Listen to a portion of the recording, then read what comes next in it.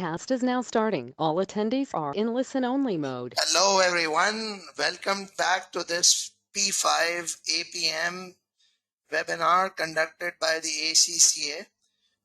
Today is the second day of this webinar.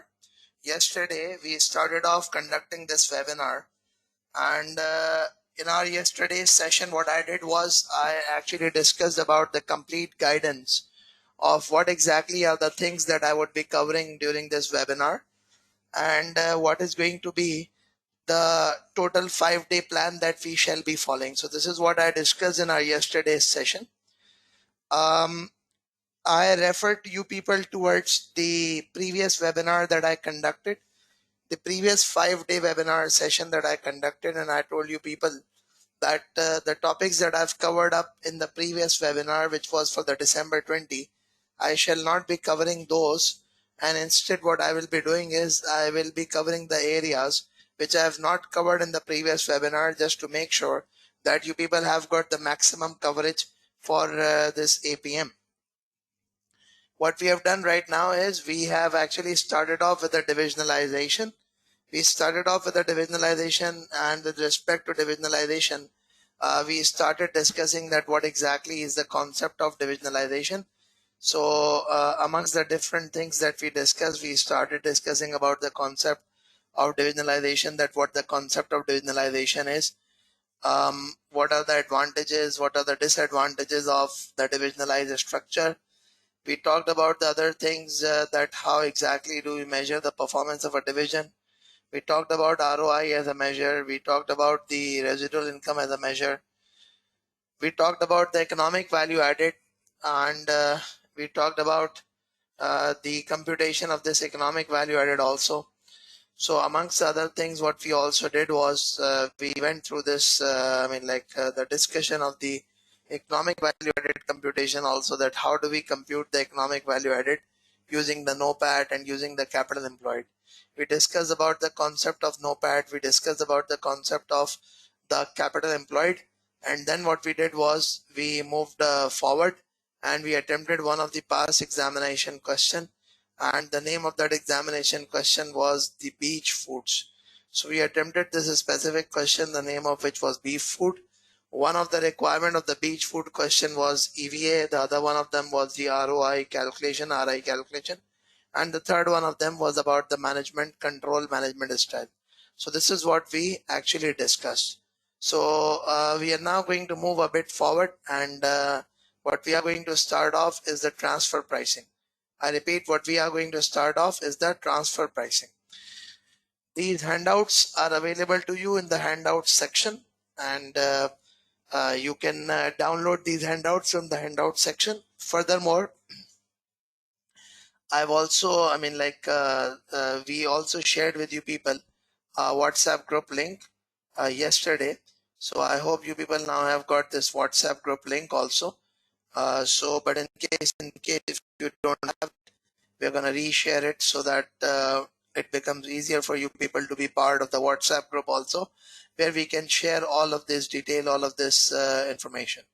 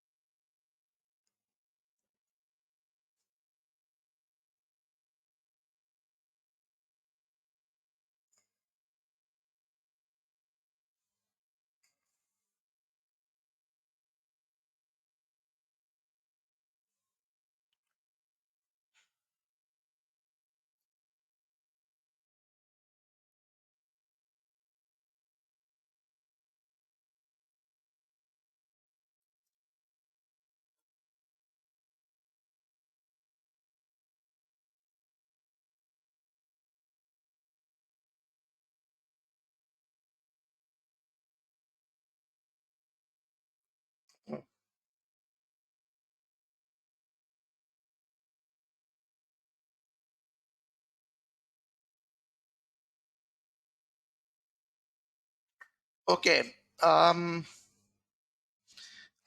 just somebody please confirm if I am audible? Yeah, can any one of you please confirm that I am audible?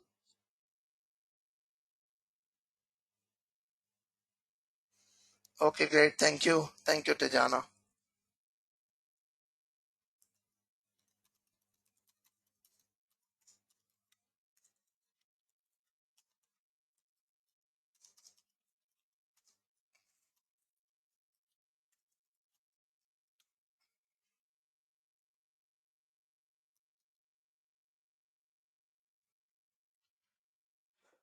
Okay, so let's just start off. Let's just start discussing about the concept of transfer pricing, that what exactly do you mean by this transfer pricing.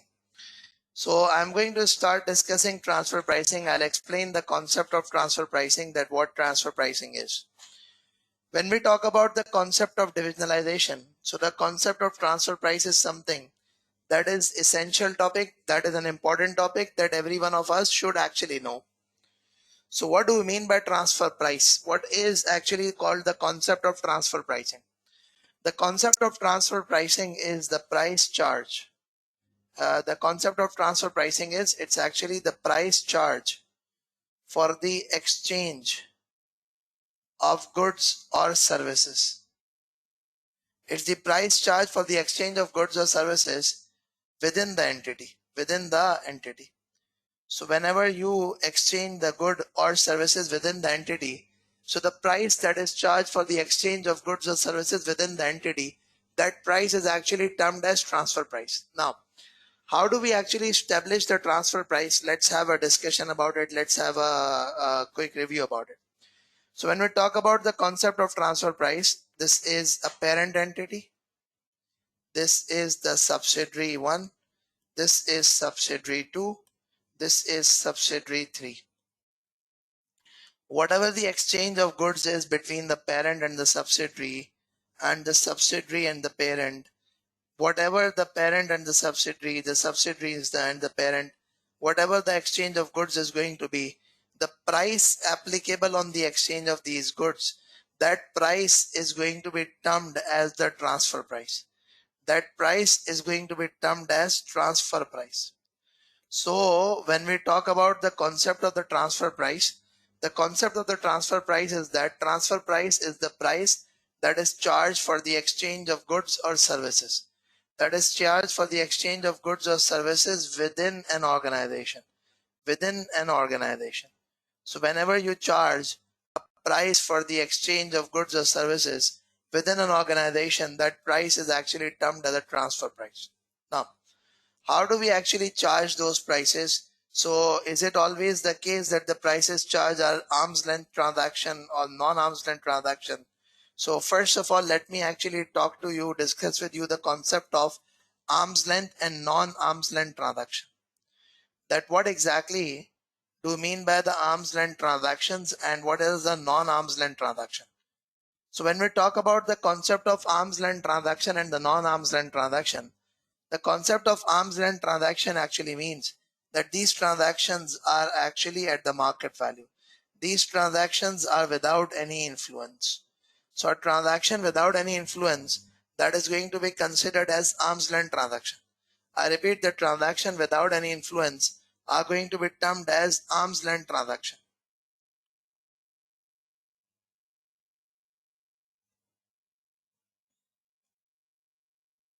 The transaction without the influence are going to be termed as arm's length transaction.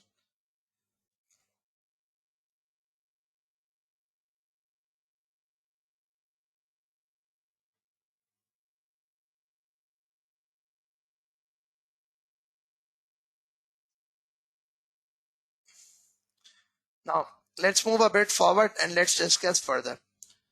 And those transactions which have got an influence, I repeat, those transactions which have got an influence, like which are influenced because of the relationship, these transactions are termed as non-arm's length transaction.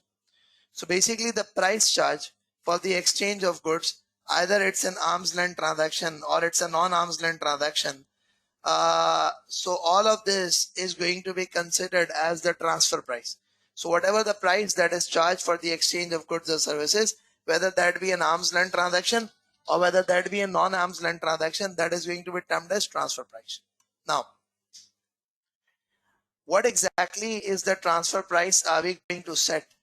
So in order to make sure that the transfer price that we are going to set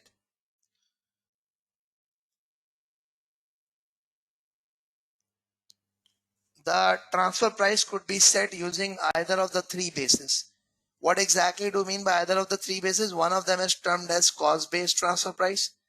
The other one of them is termed as the negotiated transfer price. And the third one of them is the market-based transfer price.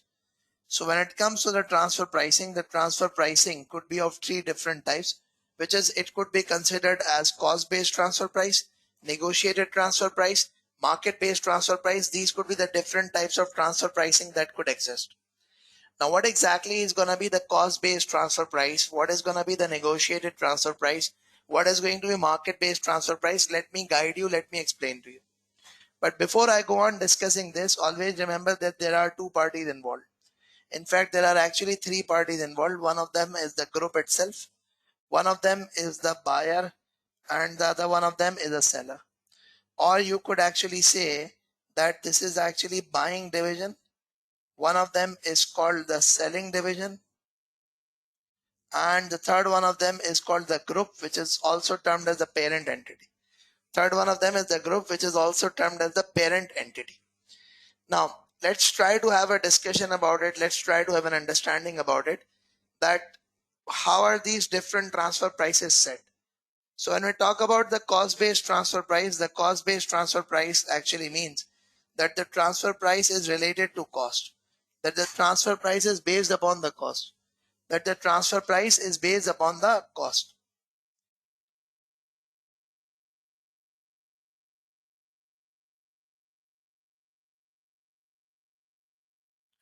Okay, now when we talk about the transfer price being based upon the cost, so there could be three different variants for the transfer price. What could be those three different variants for the transfer price? It could be considered as the variable cost basis transfer price. It could be the full cost based transfer price, or it could be the cost plus transfer price. It could be a variable cost based transfer price. It could be full cost based transfer price. And the third one of them is it could be considered as a cost plus transfer price. Now, what exactly do you mean by the variable cost based transfer price? This would actually mean that the exchange of goods between the divisions is going to be based upon the variable cost. That the exchange of goods between the divisions is going to be at the variable cost. Is it a good transfer pricing strategy?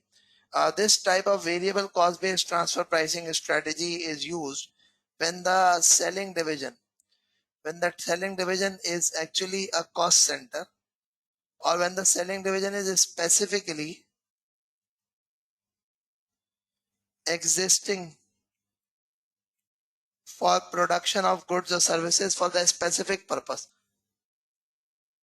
So when you have got the selling division which exists for a specific purpose, then that is actually going to be the case that you would use the variable cost based transfer price. That is, the selling division is going to sell its goods or services at its variable cost. What next is there? There is actually something which is termed as full cost based transfer price. What do you mean by full cost based transfer price? So full cost based transfer price means variable cost plus fixed cost. Full cost based transfer pricing actually means variable cost plus fixed cost. Now, what exactly do you mean by this full cost based transfer pricing? So what could happen is that the selling division could argue, I repeat, that the selling division could argue, and what could they argue? They could argue that we are only covering our variable cost. We are not covering our fixed cost. So if the selling division argues that we are not covering our fixed cost, so what could happen is you could allow the selling division to cover up its entire cost, which is the variable cost plus the fixed cost, So that is going to be considered as a full cost based transfer pricing. So the another aspect of this transfer pricing is you can use the full cost based transfer pricing. And the third one of them is, which could partially to an extent address the grievances of the selling division, which could actually address the grievances of the selling division, is the use of cost plus strategy. What is this cost plus strategy? You can have the full cost plus. Plus could be what? Plus could be 10% markup, could be 20%, could be 15%, could be 25%, so on and so forth. So the plus could be any different type of markup that could be added up. The plus could be any different type of marker that could be added up. So at times what happens is you go for cost-based transfer pricing. You go for cost-based transfer pricing. And what exactly do you mean by the cost-based transfer pricing? So when we talk about the cost-based transfer pricing, the cost-based transfer pricing would actually mean what? The cost-based transfer pricing would actually mean that you have got, you are charging the goods between the divisions on the basis of what? On the basis of the cost. I again repeat, it could be variable cost based, it could be the full cost base, or it could be considered as the cost plus transfer pricing. Now, if I ask you people, what do you think is a good strategy? What do you think is a good strategy? I mean, full cost, variable cost, cost plus, what is a good strategy?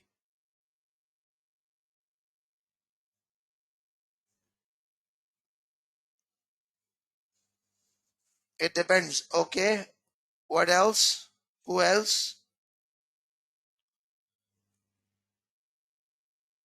Okay. Mesa and IIT is saying that it depends. Who else? Anyone else?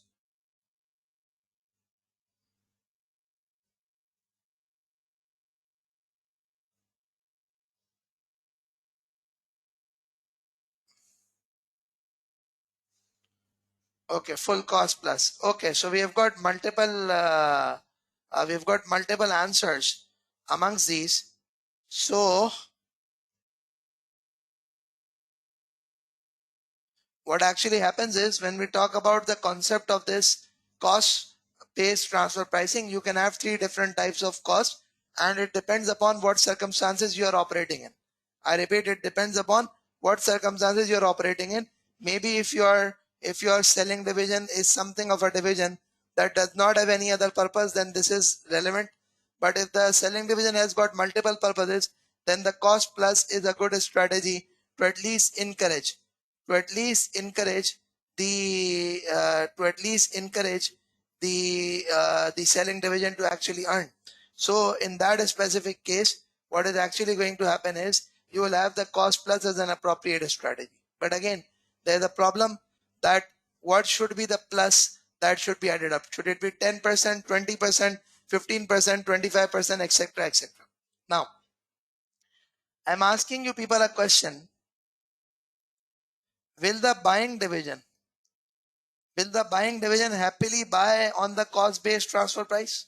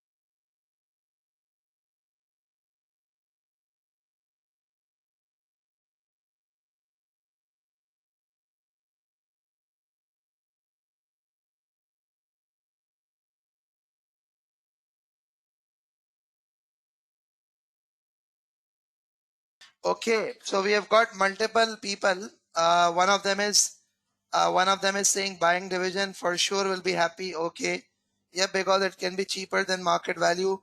Okay, now let me guide you people on this. It's not necessary that the buying division is going to be happy. I repeat, it's not necessary that the buying division is going to be happy. Why? Because if I am a buying division, I know that this selling division I know that this selling division is passing on its variable cost, it's passing on its fixed cost to me. And on top of it, it is also charging me a margin. Now, to me, the variable cost that they have of producing a single unit is of, let's say, $5. And I think it should have been produced in $3. I think that their buying is inefficient. I think their production is inefficient. The overheads which are absorbed, I believe that the overheads which are absorbed are too high. Maybe they are absorbing $10 per unit. I think it should have been $3 per unit, not more than this. So resultingly, if I'm a buying division, I will not be happy in case if I could see the inefficiencies being passed on. I repeat, if I could see the inefficiencies being passed on, I am not going to be happy. So let me guide you this thing. Let me tell you this thing, that what actually happens is that when you are a buying division, not necessarily if the other person is giving you at cost, not necessarily that you will be happy, because it's not necessary that the other person has got appropriate cost or not. I repeat, it's not necessary that the other person has an appropriate cost or not. It's not necessary. So as a buying division, it's not necessary that you are going to be happy. Do you people get it?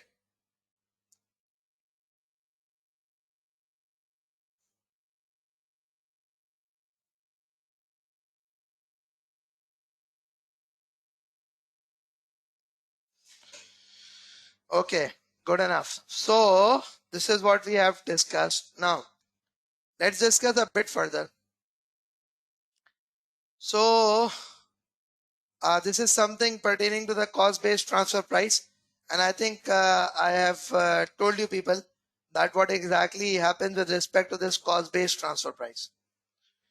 Let's move a bit forward. Let's talk a bit further. The next aspect is the negotiated transfer price. Now, what exactly do you mean by this negotiated transfer price? So under the negotiated transfer price, I repeat, under the negotiated transfer price, what generally happens is that the negotiated transfer price actually means you tell this buying division and the selling division to discuss with each other, to negotiate on their own, and to decide if they wish to buy from each other or not, and at what price should they be buying. So you leave it upon these divisions. I repeat, you leave it upon these divisions. So now, when I tell you people that whenever we talk about the concept of negotiated transfer price, the negotiated transfer prices, you allow your buying division, you allow your selling division. I repeat, you allow your buying division, you allow your selling division to make sure that they discuss with each other, to make sure that they interact with each other, and they decide on their own that whether they have to buy or sell to each other or not. Now, the good thing about this negotiated transfer pricing is that these divisions are happy. Why? Because they have taken their own decision. These divisions are happy because they have taken their own division. Now, what is the problem with it? The problem with it is there could be disputes amongst them. And because of the disputes, they do not buy from each other. The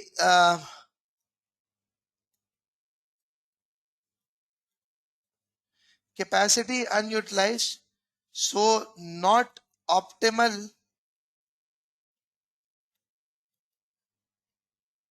use of resources. Not optimal use of resources. So the optimal use of resources would not be there. I repeat, the optimal use of resources would not be there.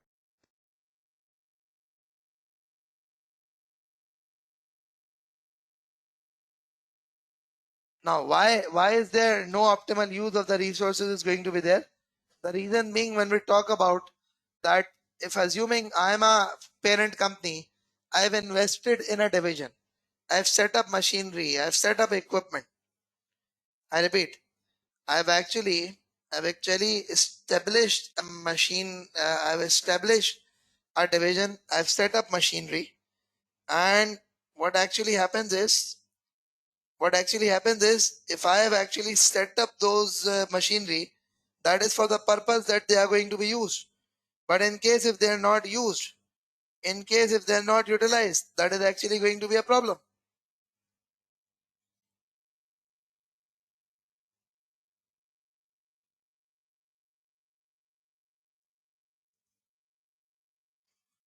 Is it okay to you all? Are you all okay with this?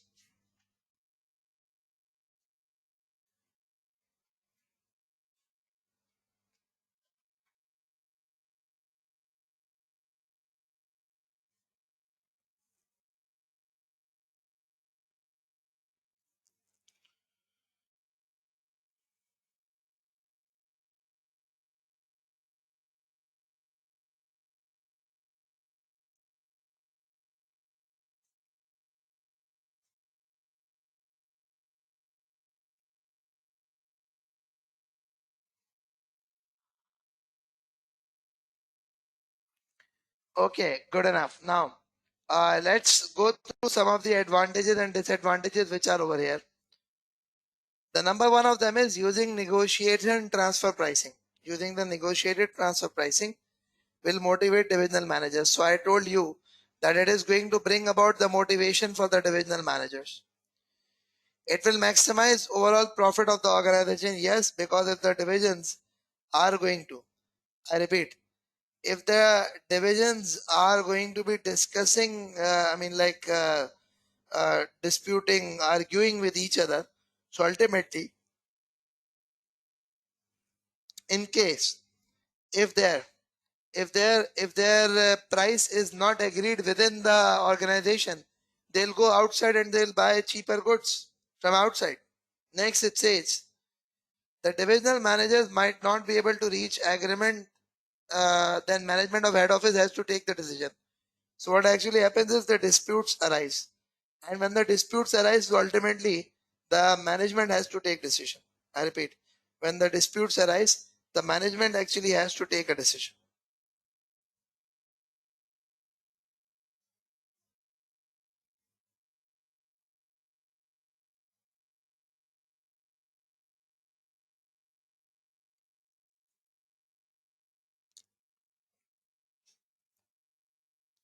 Next, it says transfer prices that are negotiated might not be fair, but a reflection of bargaining strength or bargaining skill. Now, at times, what happens is within an organization, you've got multiple divisional managers, and those multiple divisional managers, what they do is that, I repeat, within the organization, what actually happens is that you've got multiple divisional managers, and each of the divisional manager has got their own skills. So on the basis of each of the divisional managers' own skills, they actually influence the decision making. I repeat, what they do is that they actually influence the decision making. So what you need to do is that you need to keep this thing in mind, that if one of the divisional manager is influential, if one of the divisional manager is influential, then ultimately um, he will be, if one of the divisional manager is influential, then ultimately he will be negotiating the price that favors his division and may not be good for the other division, and which may not even be good for the organization as a whole also.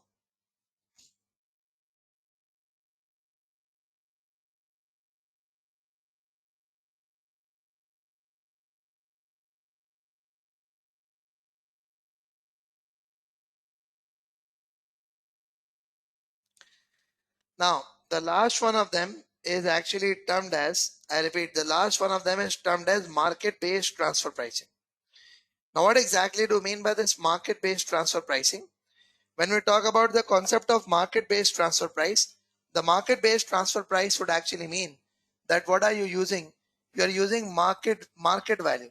You are using the price which is prevalent in the market as the price on which the negotiation, on which the exchange of goods is going to take place. You are using the price applicable in the market as the base for which the goods are going to be exchanged. Now, the question mark that actually arises is that, I repeat, the question mark that actually arises is this market-based transfer pricing a good approach? A majority of you people are going to answer that yes, the market-based transfer price is a good approach. I repeat, majority of you are going to answer that yes, the market-based transfer price is a good approach. But now, let me guide you with respect to this, is that the market-based transfer price is not always going to be a good approach. The reason being that how do you establish the market value? That's a question mark. What is the market? What is the market? Is your market established on the basis of gender? Is your market decided on the basis of geographical location, on the basis of age group, on the basis of income groups? What exactly are you define the market on the basis? On what basis do you define the market? So basically what happens is your market is decided on different basis. I repeat, your market is decided on different basis.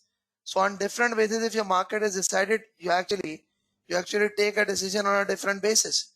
So the market value could differ on the basis of the gender you are targeting, on the basis of geographical location you are targeting, on the basis of age group you are targeting, on the basis of income group you are targeting, the market value could differ.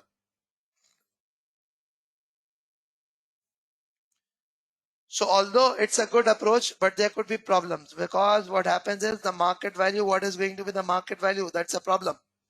I repeat, what is going to be the market value? That is actually a problem.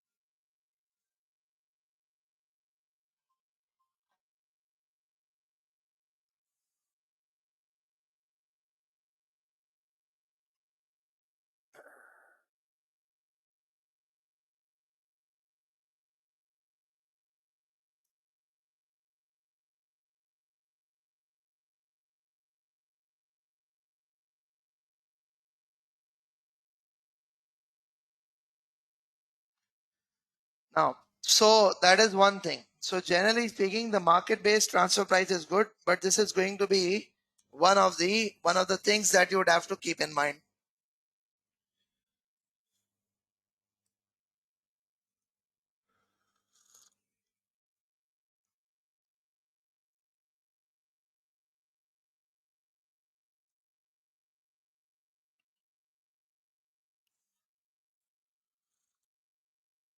Now, the second problem that could arise with respect to the market-based transfer pricing is that the quality of the goods could differ.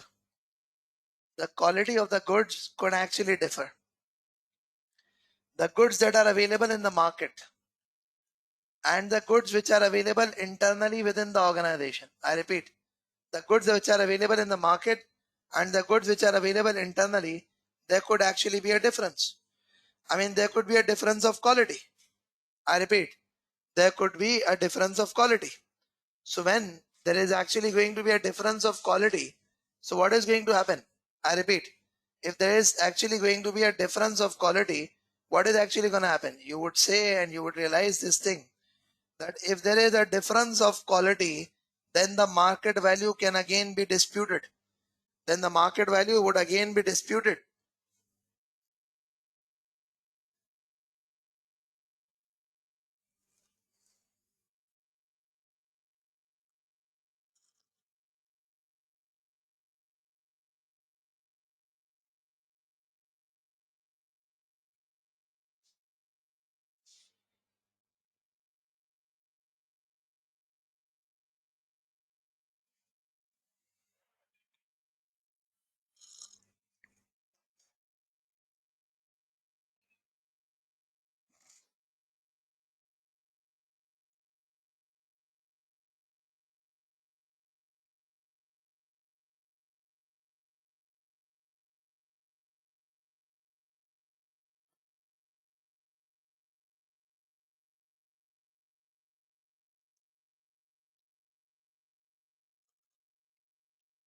Any further, any further, any further points on this market-based transfer pricing? What do you people think? Is it a good transfer pricing base, or is it a bad? If it's a good approach, why?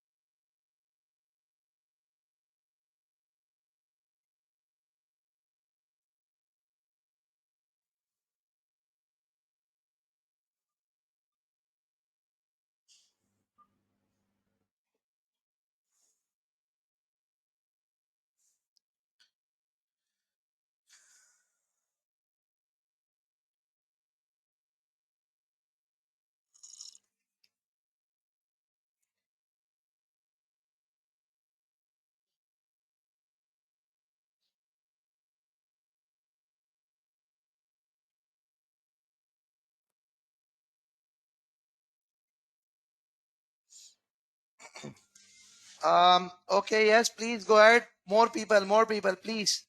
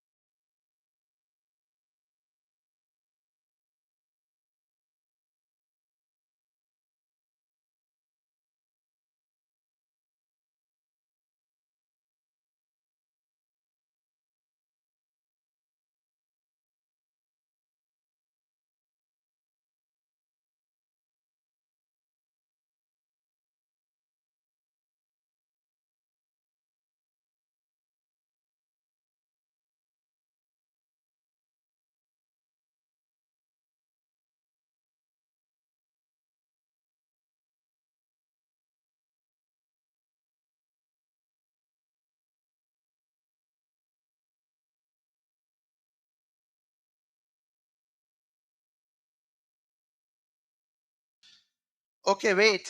Now, we have got many options here. We have got many things here. Now, one of them is saying, okay, let me read out the answers of each one of you people. Mahasha is saying that good for organization as a whole because buying division, no. Benchmarking is possible, yes. Does not buy will have more bargaining power, Arun Kumar, if we do bulk transaction. But sometimes bad, good energy, it will depend upon external factors. More motivated for selling if the company wants to be the cost leader in the market. Okay, now you see, you people have said different types of, like you've got a different mindsets. But generally speaking, let me guide you. Think about it. Think about it. If if this is the buying division, a product that this buying division buys from the market, a product that this buying division buys from the market, assume that the market value that he actually pays is $20. And if you have got your own division, I repeat, if you've got your own division, so one thing is simple, that you can tell your own division that you're going to sell at $20. That's it. So setting a price on the basis of, I repeat, setting a price on the basis of this market value resolves a lot of problems. But the problem themselves, what they arrive is that again, this market value could be disputed. This market value could be disputed. There could be an argument on the quality of goods. There could be an argument on the quality of goods. These are the problems that could possibly arise. But generally speaking, the market value is a good measure. The market value is a good benchmark for exchanging the goods and services.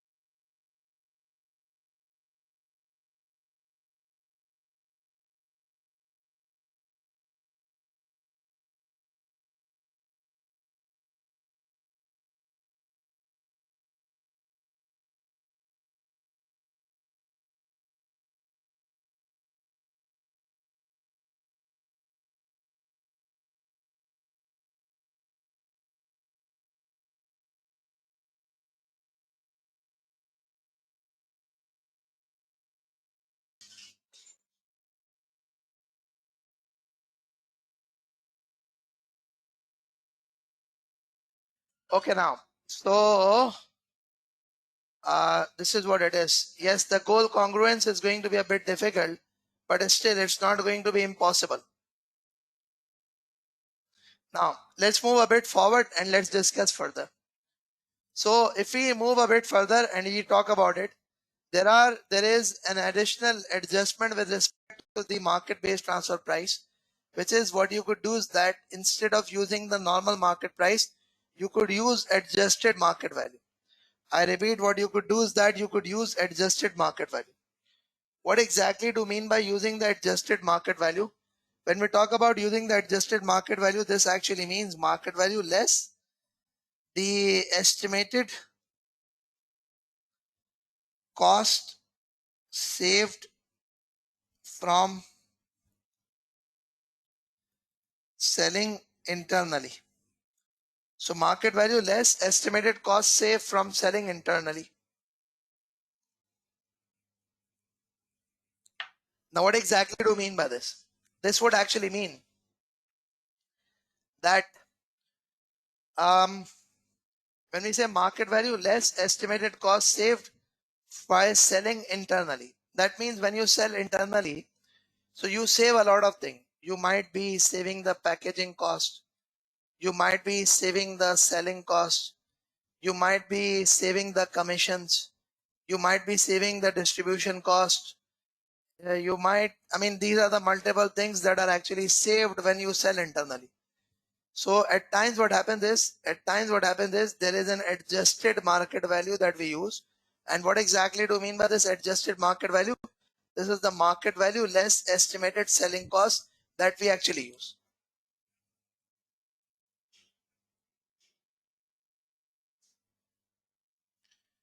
Is this okay to all? Are you all okay with this?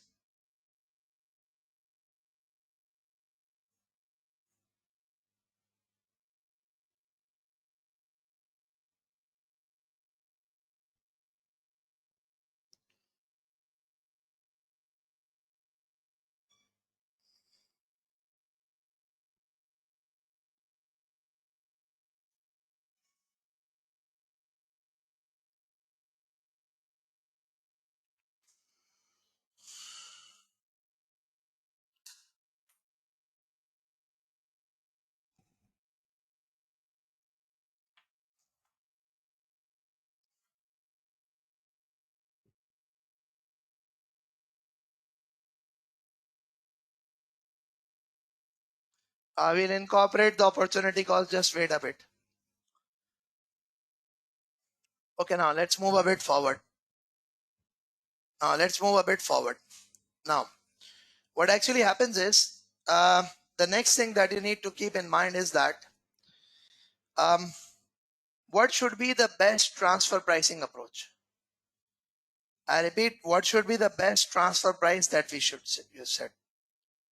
So whenever we talk about the transfer price, the best approach of setting a transfer price that is going to optimize, the use of resources, that is going to maximize the business's profits, is using the approach of setting the transfer price as variable cost plus opportunity cost. It's setting the price as variable cost plus opportunity cost. What exactly do you mean by setting the price as variable cost plus opportunity cost? So opportunity cost means the contribution lost due to selling goods internally. So in case if you have got a demand for the product and you sell internally, so there is actually an opportunity cost. There's actually an opportunity cost.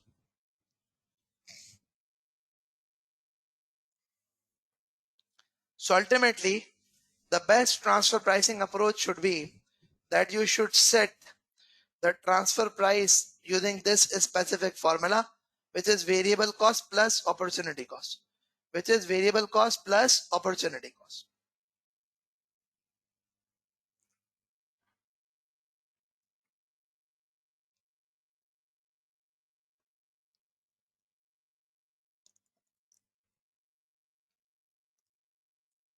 Okay, let's move a bit forward. I'll explain to you people through an example, and then I think that would give a better understanding that what the transfer price should be used. So the example is, we have got a division A, we have got division B.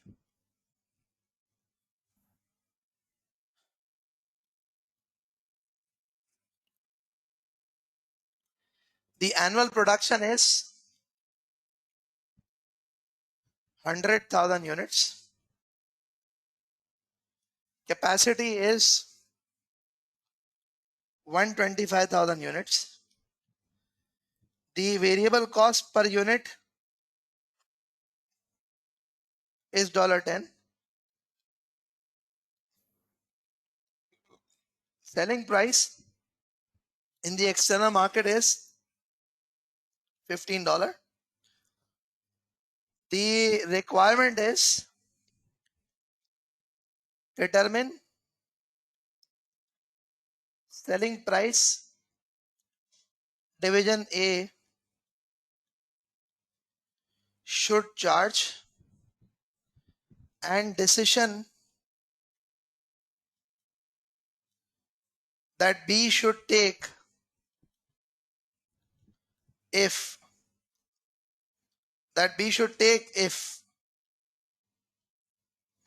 now also you need to understand there is an external supplier which is offering the same goods at $13. Now if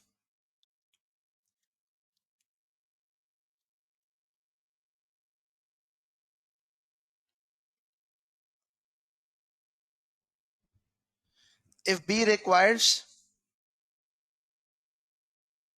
125,000 units, in fact just cancel out this annual production. If B requires 125,000 units and A's demand is 100,000 units. Case number 2 is that B requires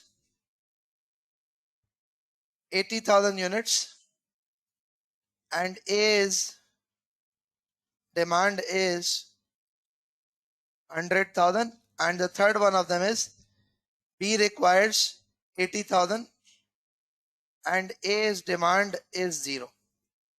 So what I would want you people to do is that spend 3-4 minutes and try to attempt this specific scenario, which is that this is division A, this is division B.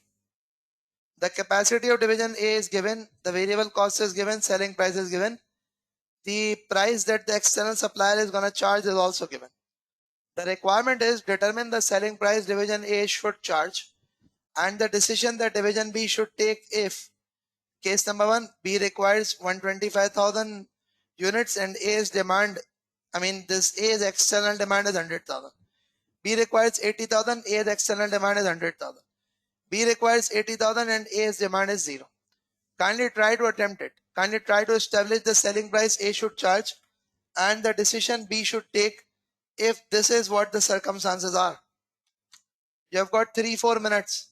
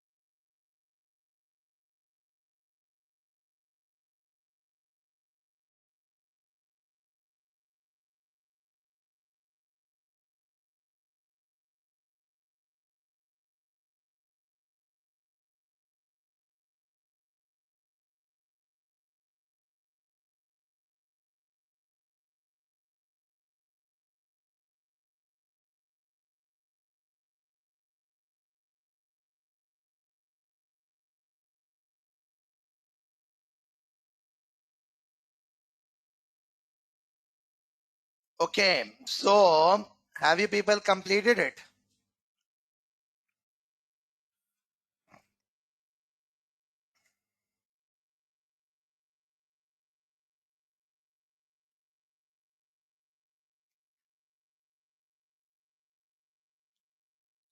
Now let's try to understand this, that how exactly are we going to deal with this scenario. First of all, case number one, what do we need to do? We need to consider from the perspective of A that the capacity of division A is 125,000. What is the external demand? The external demand is 100,000. So that means 25,000 unit is their spare capacity. Okay. Now, what is the division B requiring us to do? The division B says, give us the whole 125,000 units. Give us the whole 125,000 units. Now, so if the division B is going to ask you that give us the whole 125,000 unit, A would say that look, we have a spare capacity of 25,000 and we will withdraw from the market 100,000. So for this 25,000, the variable cost plus opportunity cost. The variable cost that we are going to charge you is $10. And since this was already a spare, therefore the opportunity cost was zero. So we're going to charge you $10 plus zero. That means a total of $10 for these 25,000 units.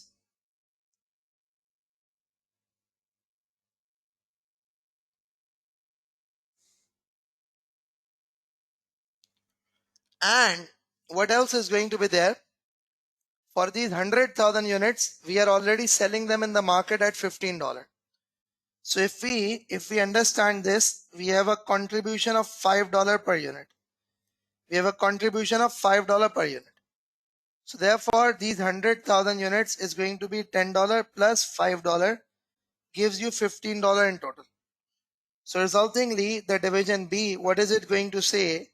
The division B is going to say that we are willing to, like the division A is going to say that if you want to buy this 125,000 units from us, we are going to charge you $10 for 25,000 units. We are going to charge you $15 for 100,000 units. So on the basis of this, the decision by division B is going to be that we will be buying 25,000 from units from A at the rate of $10, and we'll be buying the rest of the units. We'll be buying the rest of the units from the external vendor, which is the 100,000 units at the rate of $13, which is the price that the external vendor has quoted us. So this is how division B is going to react. Kindly look at it and see in case if you people understand this. Yeah, look at it and understand that in case if you people understand it or not.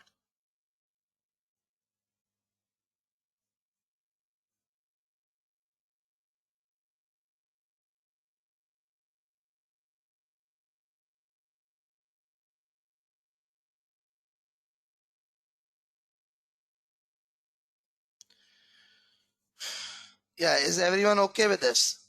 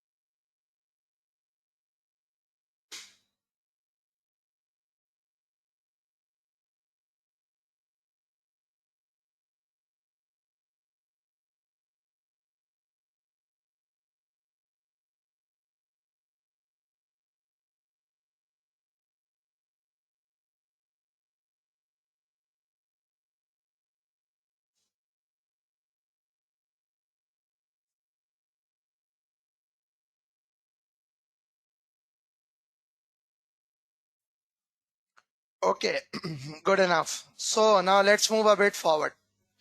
The next thing is the case number 2. The case number 2 is that B requires 125,000 units and A's demand is 100,000. B requires 125, sorry, this is done. We are done with this, sorry. Okay, this second case where it says B requires 80,000 units and the A's demand is 100,000. So the same thing would happen again. What does B require? B requires 80,000 and A's demand is 100,000 units. So A would say that we have got 25,000 spare capacity. You can buy that at 10 plus 0, which is $10. And the balance, because you know you want 80,000, the balance, which is going to be 55,000, is going to be made available to you at $10 plus $5, which is $15. What is B gonna do? B would say, okay, we'll buy 25,000 from A at the rate of $10 and we'll buy 55,000 externally at the rate of $13.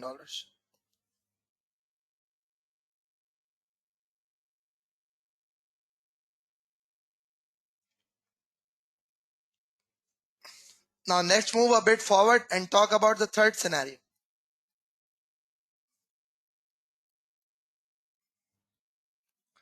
The third scenario is B requires 80,000 units and A's demand externally is 0. So what would happen is A would say that that means our capacity is 125,000, but the external demand is 0. That means the whole 125,000 is spare. You need 80,000, so this 80,000 should be at the rate of $10 plus 0. So we can give you at $10.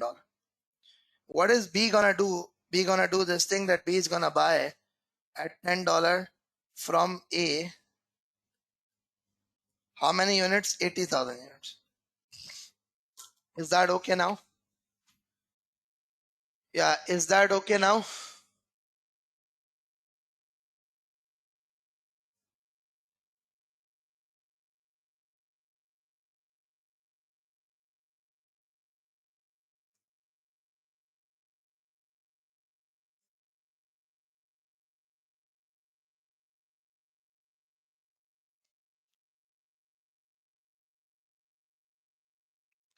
Okay, now there is something that I want you people to understand.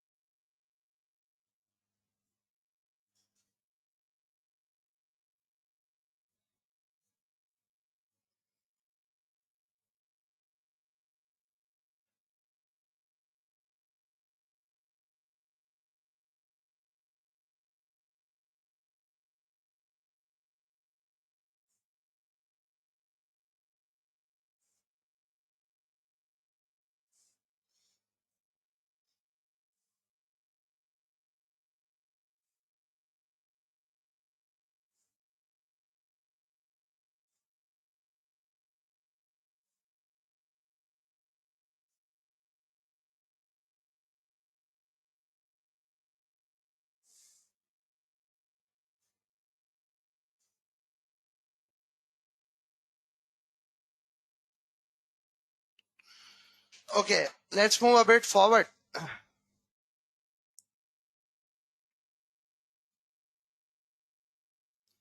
Yes, Arun, I'm just going to answer what you are asking. Now, if I think from the perspective of Division A should actually think that does Division B have got any other option than us? So if you could see that the Division B has got a goods available in the market at $13. So in case if the Division A quotes $13 instead of the $10 here, if they quote $13 instead of $10 here, So what is division B gonna do? I repeat, what is division B gonna do?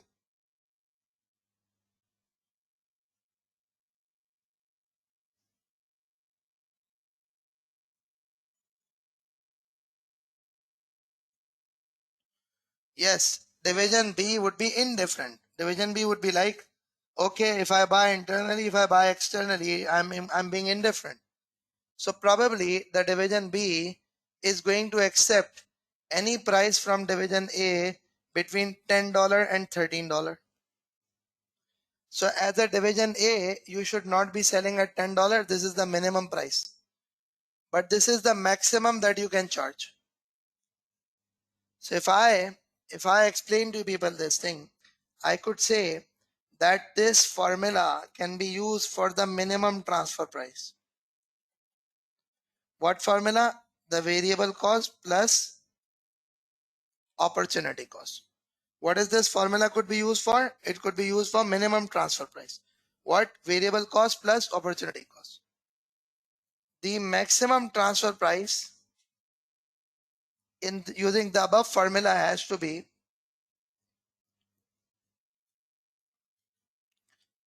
price charged externally. So the price that is charged externally, that is what you're gonna do. So this has to be like, it has to be within this $10 and $13. Are you people okay with this?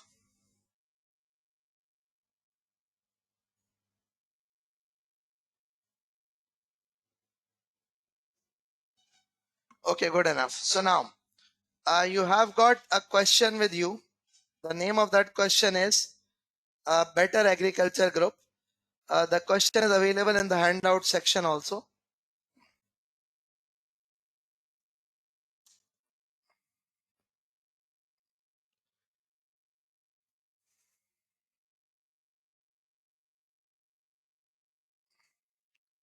Okay, this question, this is one of the past examination question. The name of the question is Better Agriculture Group.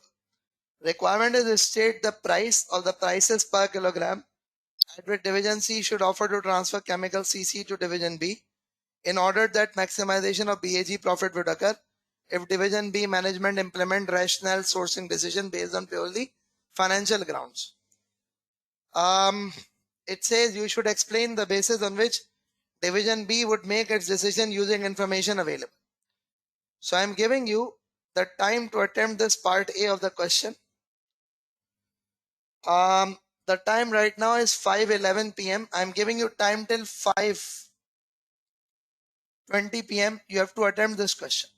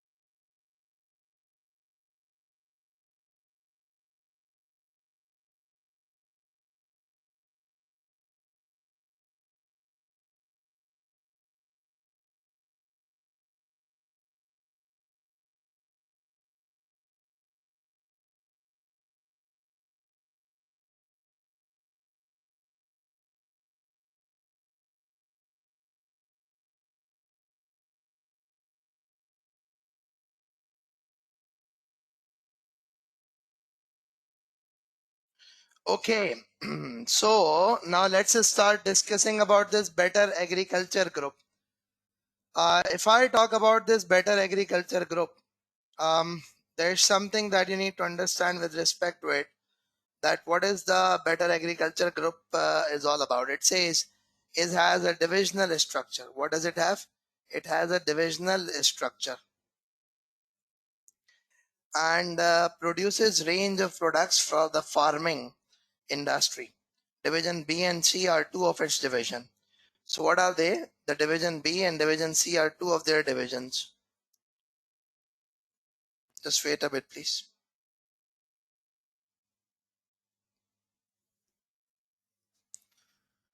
Okay.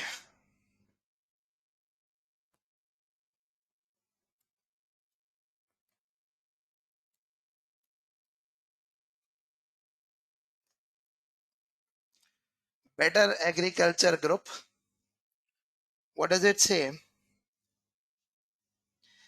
Division B and C are two of its division. Division B sells a fertilizer product, BF, to customers external to BAG. To customers external to BAG. Now what else is there? It says that Division C produces a chemical CC which it could transfer to Division B for use in manufacture of its product to BF. So what happens is you've got Division B, you've got Division C. These are the two divisions.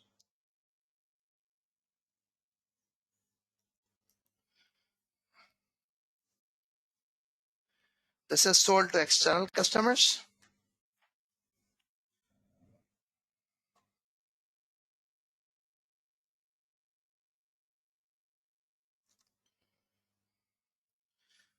Division C could transfer the chemical to B or it could transfer to external customer also.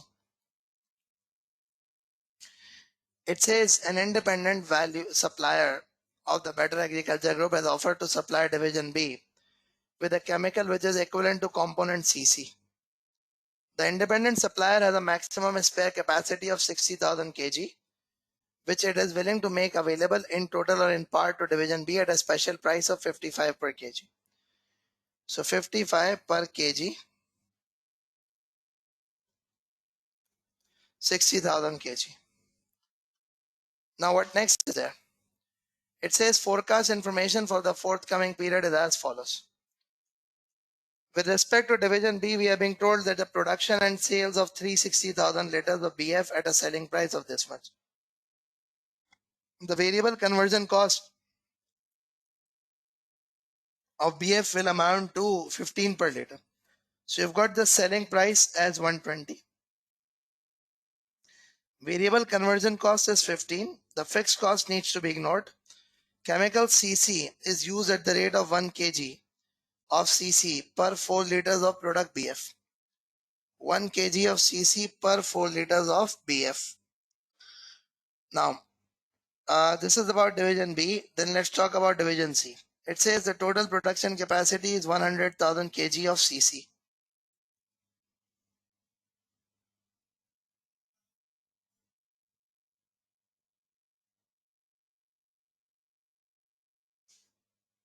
I'm sorry, what are you asking? Have I done something wrong?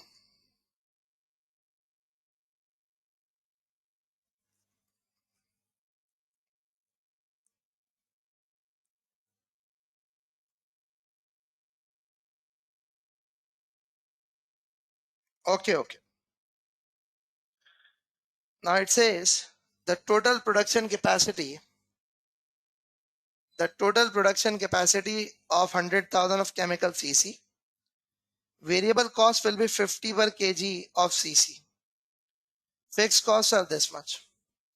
Market research suggests that external customers of BAG are willing to take sales of up to 40,000 kg of CC. So there is an external demand of 40,000 kg at a price of 105. The remaining 60,000 kg could be transferred to B for use in production of BF. Currently, no other market external to BAG is available for the 60,000 kg of CC. Now, State the price or the prices per kilogram at which division C should offer to transfer chemical CC to division B in order that maximization of BAG profit would occur if division B management implement rational sourcing decision based on purely financial ground. Now, how would we do it? Let's try to understand this.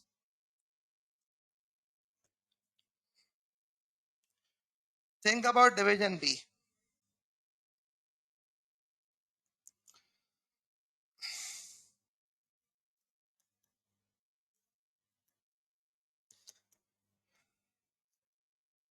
Division C has a capacity of 100,000 kg.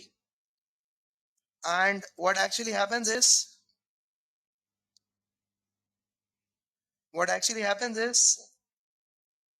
the demand is 40,000 kg. So you have 60,000 kg as a spare capacity. What is the requirement of division B? So division B has to produce 360,000 liter and 4 liter is produced per kg. So if 4 liter is produced per kg,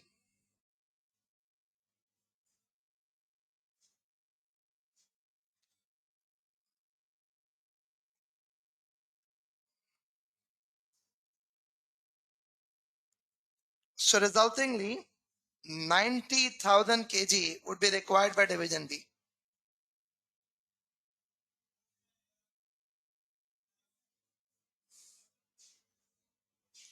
Now, so what is this division C gonna charge?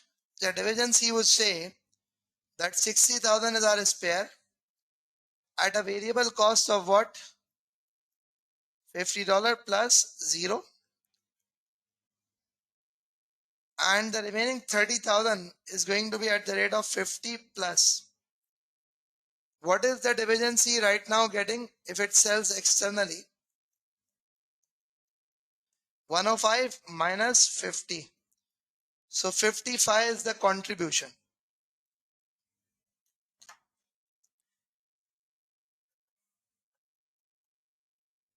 So this is what division C would offer.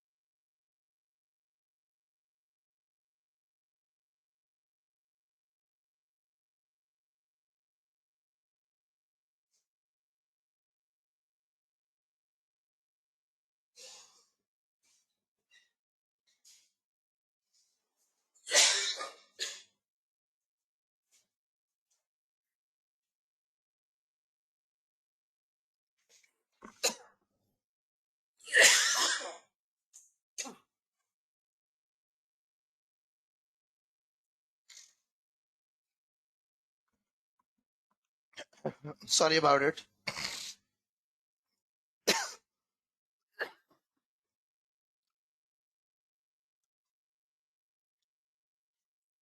Okay, so this is what division C could offer. Now, now there is something that I told you people, that we do know that the only option that this division B has got is 55 per kg. So what the division C could do is that it could charge 55 per kg also. So the price that division C is going to charge is going to be 60,000 for 60,000 kg at 55 and 30,000 units or kg at 105. What is the division B going to do?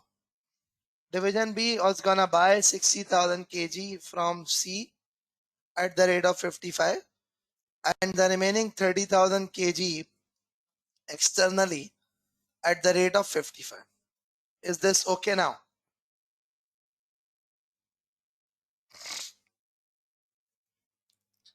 Is this okay now?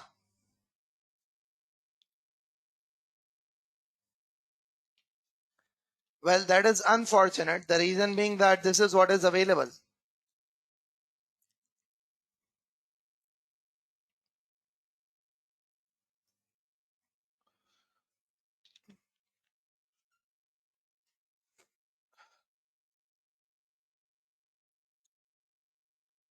Okay, good enough.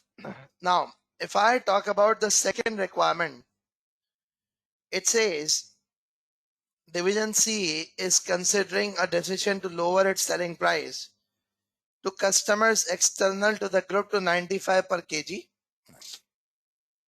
If implemented, this decision is expected to increase sales to external customers to 70,000 kg. For both the current selling price of 105 per kg and the proposed selling price of 95, prepare detailed analysis of revenue, cost and net profits of BAG. So what we need to do is that we need to prepare the cost profits of the BAG. So that means what happens is there is going to be division B, there is going to be division C, and there is going to be BAG, for which we will have to perform the profitability calculation. So again, take 2-3 minutes, attempt the profitability calculation.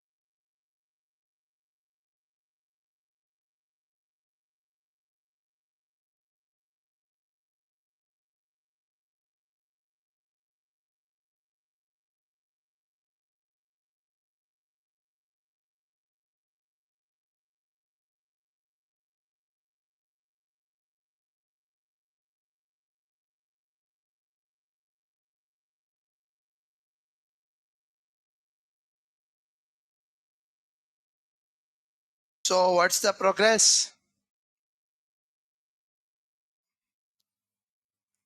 Uh, Okay. If you are in the WhatsApp group, I can share it in the WhatsApp group also.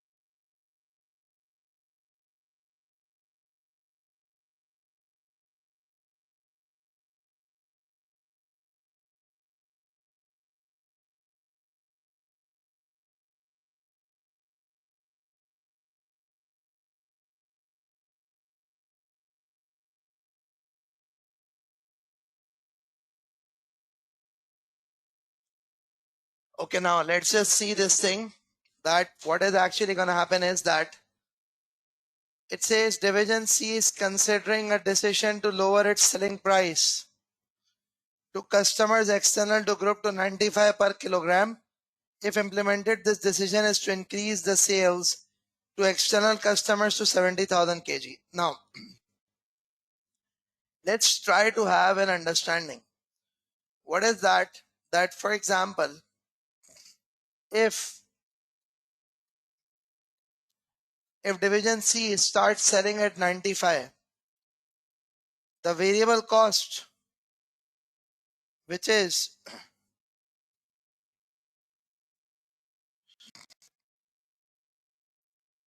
$50. So the contribution is going to be $45. And this would also be termed as an opportunity cost. Now what is going to happen is the division C would offer 30,000 kg at the rate of 50 to 55.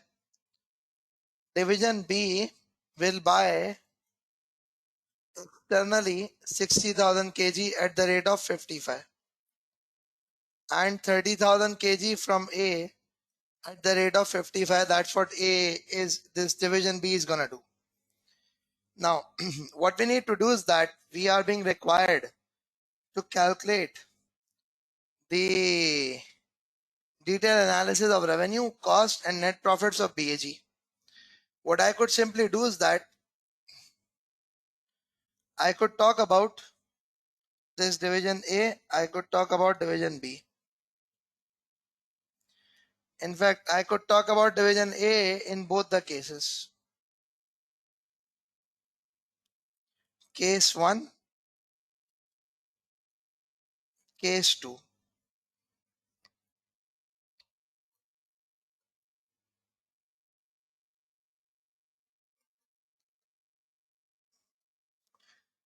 So the external sales in the case number 1 were at 105 for 40,000 units.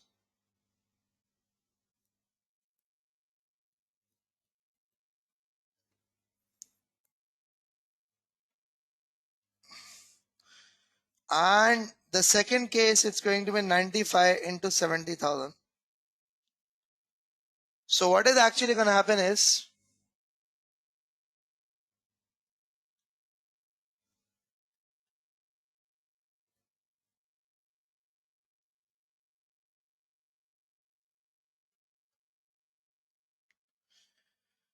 the internal sales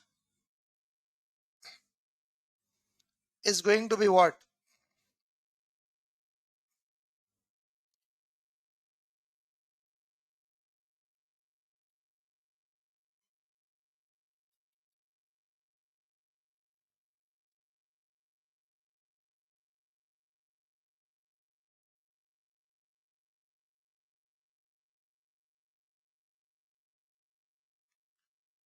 So this is what the sales are going to be.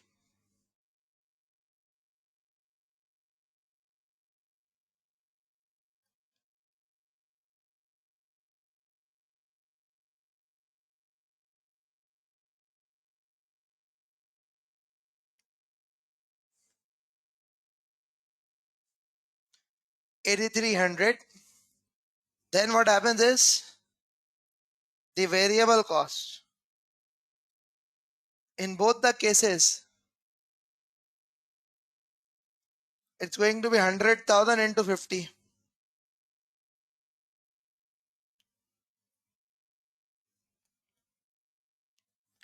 5,000 and 5,000.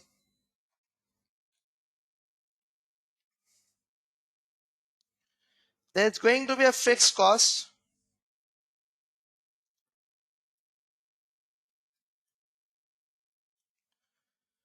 So resultingly what happens is,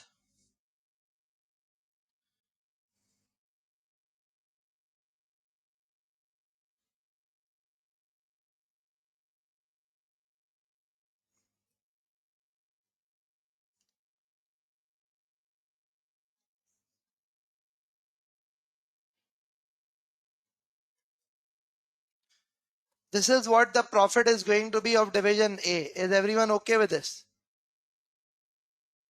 Is everyone okay with this calculation?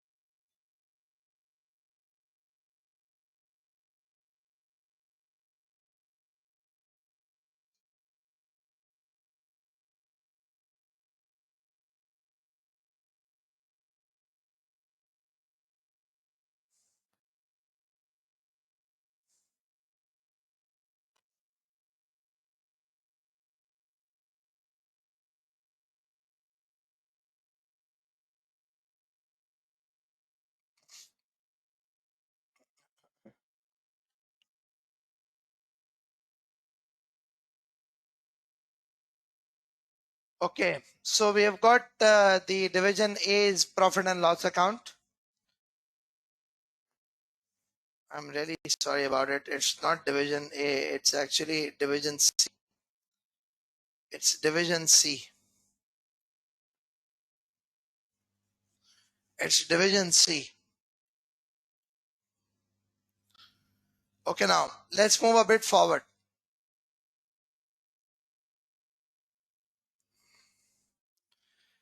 Let's talk about the division B is profit and loss account. When we talk about division B's profit and loss account, they are selling 360,000 liters at this selling price. There is this conversion cost of this much.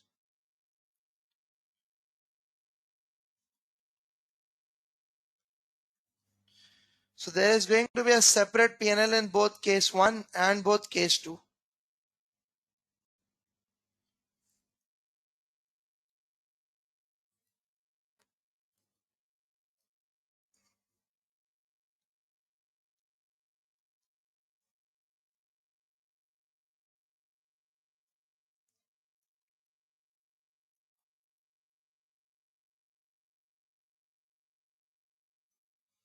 Gives you 43,200, 43,200.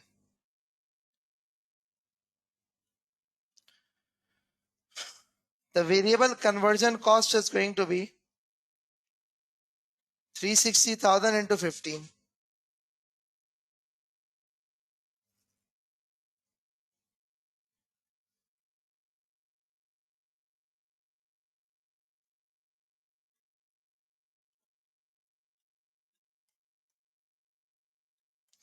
5,400 and 5,400.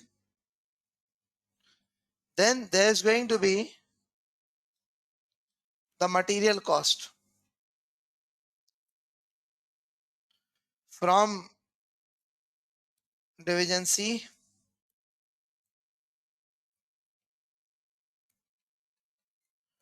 from external supplier.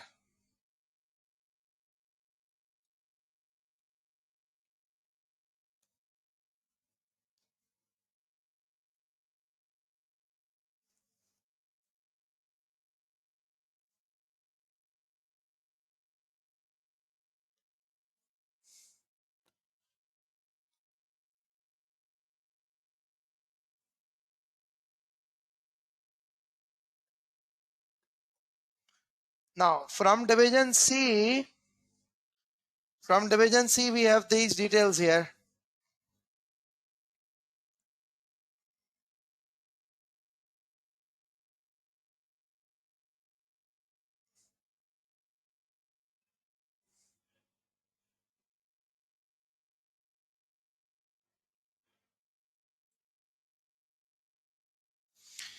They're selling internally and they're selling.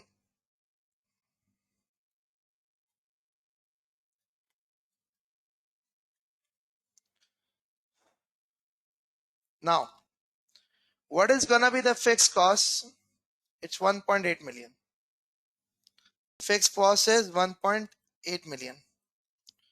Oh, sorry, it's 18 million.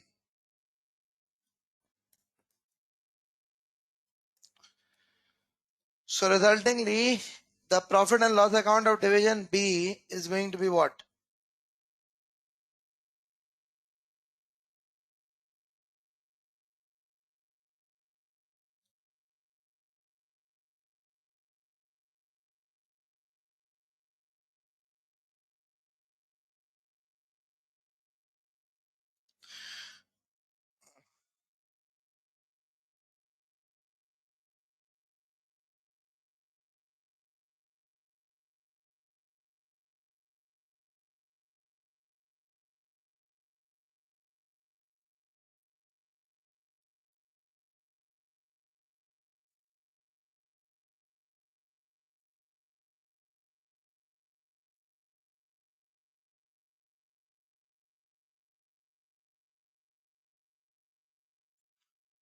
So it's going to be 14,840 in both the cases.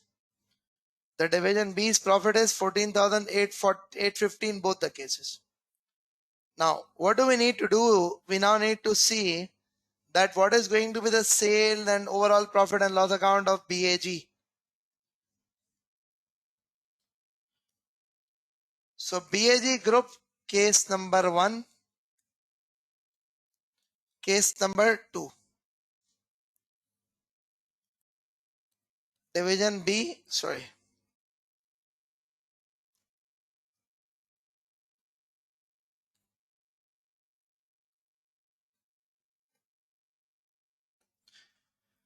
The sales of division B, because division B is selling externally.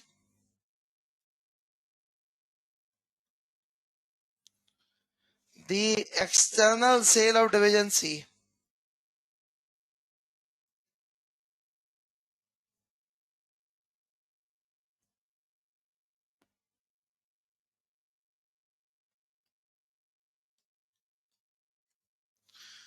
Now,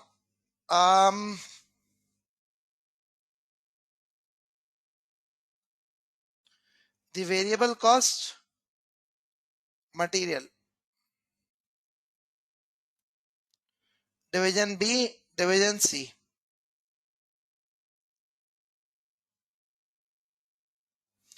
All that we are going to consider is the cost that is actually incurred. In both the situations, division C has produced 100,000 kg.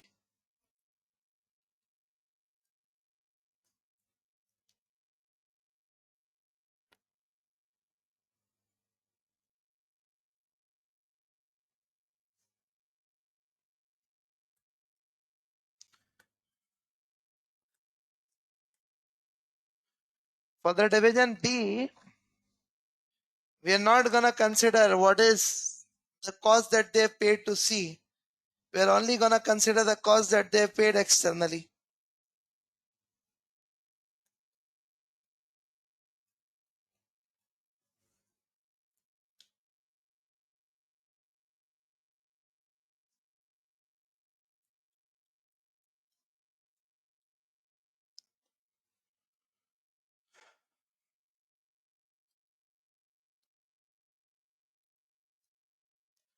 Variable conversion cost,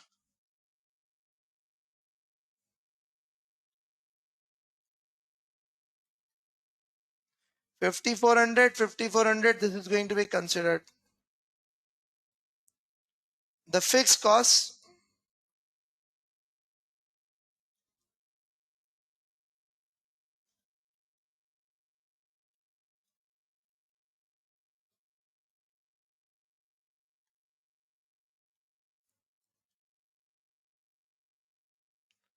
so resultingly, this is what you will end up getting.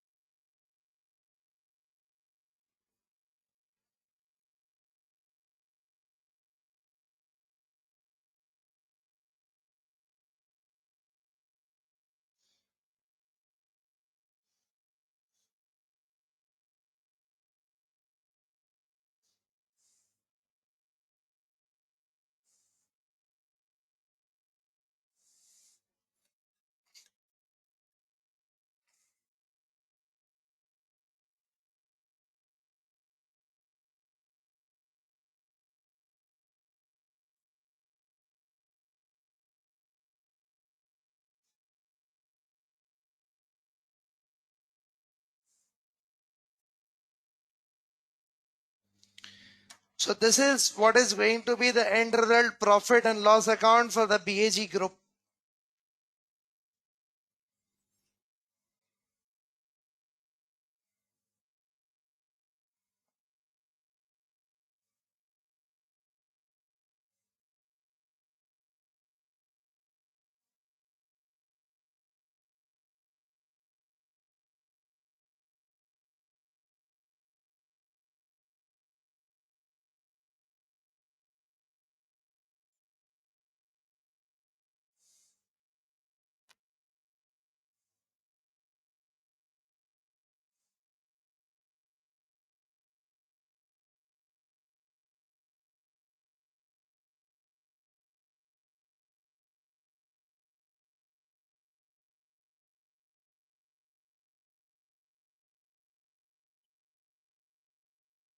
Hmm.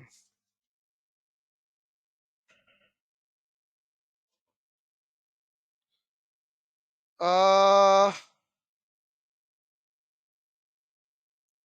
okay. Yes, for group, we are just considering external sale and external variable cost, and that's it.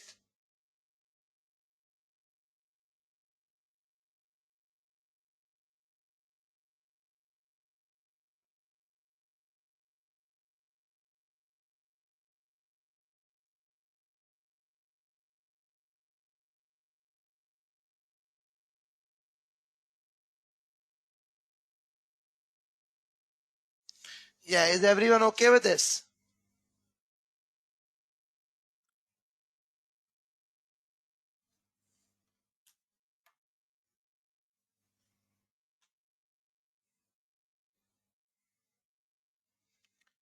Yes, because if I am calculating it for the division, you see, I'm just gonna zoom it out so that you people can see it. If I'm just gonna talk about division by division, just talk about division C first. Kindly confirm if every one of you is okay. If there are any questions, let me know then and there, please.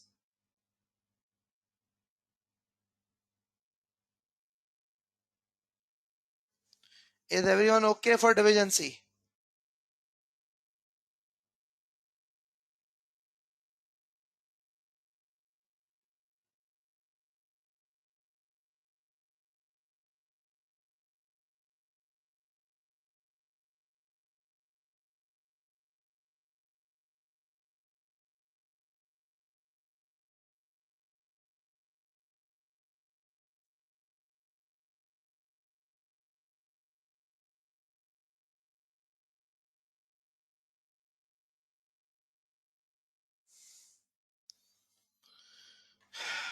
Okay.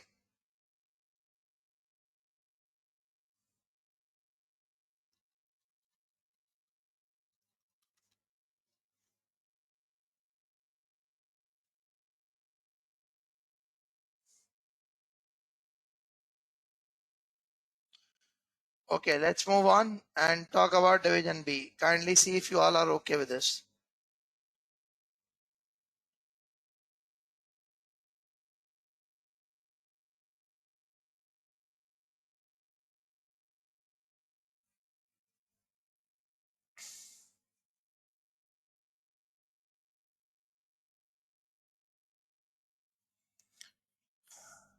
Mohammed Samad, no.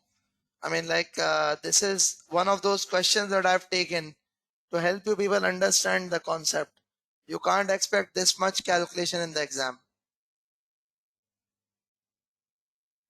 But if you understand this conceptually, you will understand the transfer pricing and its impact on the divisional profits.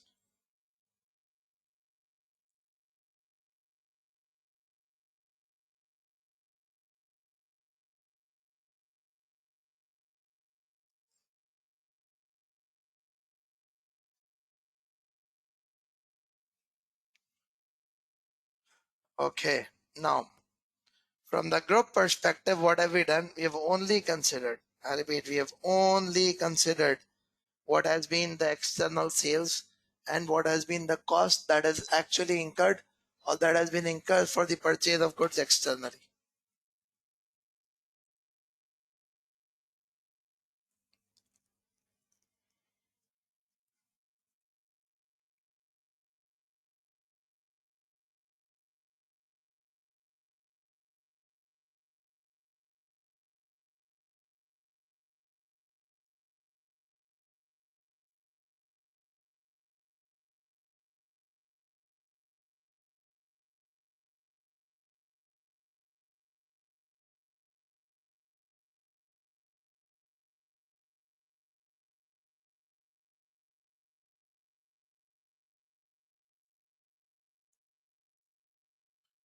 Okay, now, but the total division C, total variable for calculating group, I mean B, but for division C, you wrote total variable cost. Yes, the reason being division C is producing 100,000 units. And if the division C is producing 100,000 units, you have to incur this cost.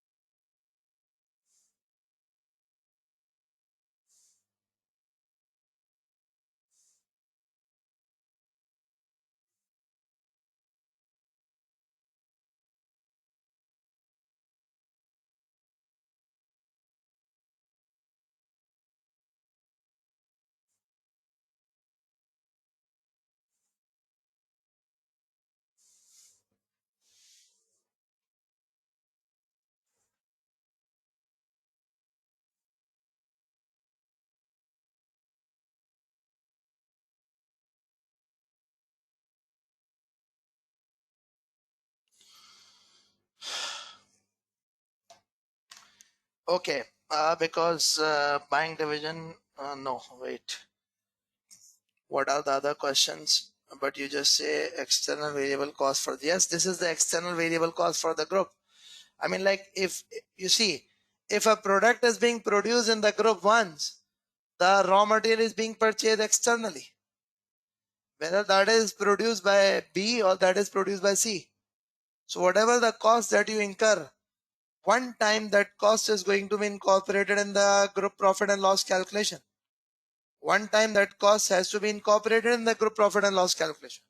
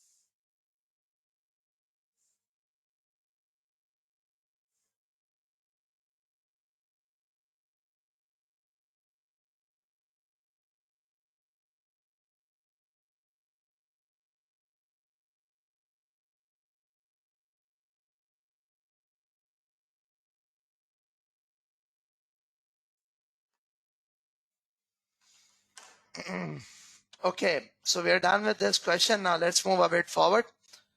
Before I move forward, I would like to have a short break, and then we can move a bit forward. So after the break, we will start off one of the examination question, and the name of that question is Lorden Advertising Agency.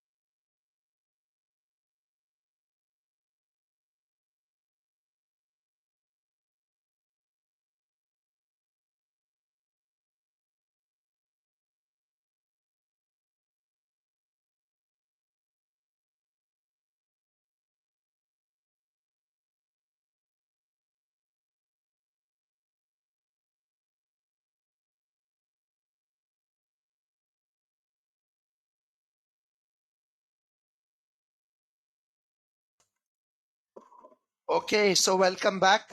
We are now going to start off discussing about another exam question. So the next exam question that I'll be discussing, the name of that question is,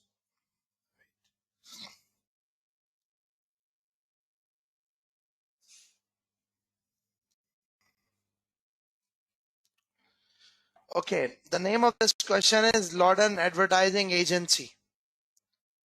So let's talk and let's discuss about this Lawden Advertising Agency.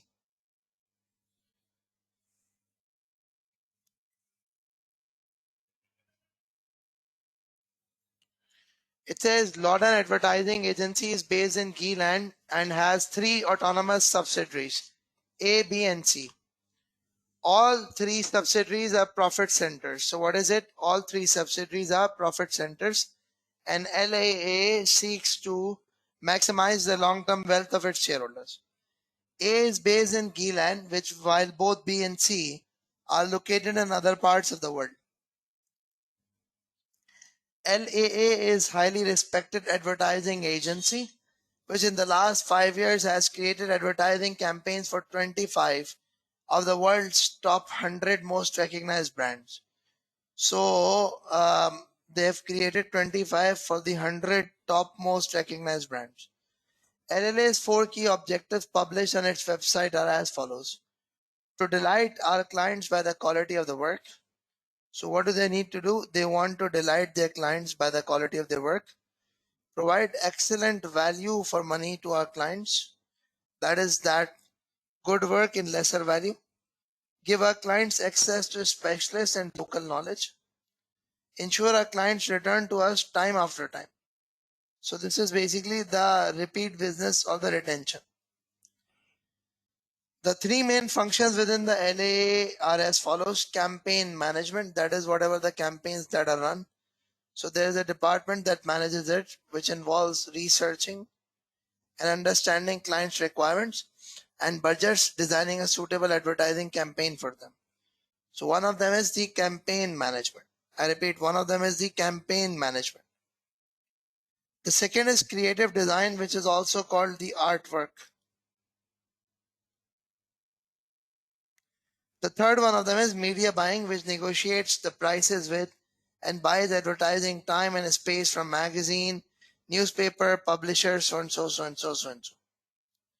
Now, so what is it? It's actually a complete holistic approach which they are giving from an agency. First of all, they're creating designs, and after the creation of the designs, what they are doing is they're planning the campaign, and after the planning of the campaign, the media buying is done. The media buying is done. Now,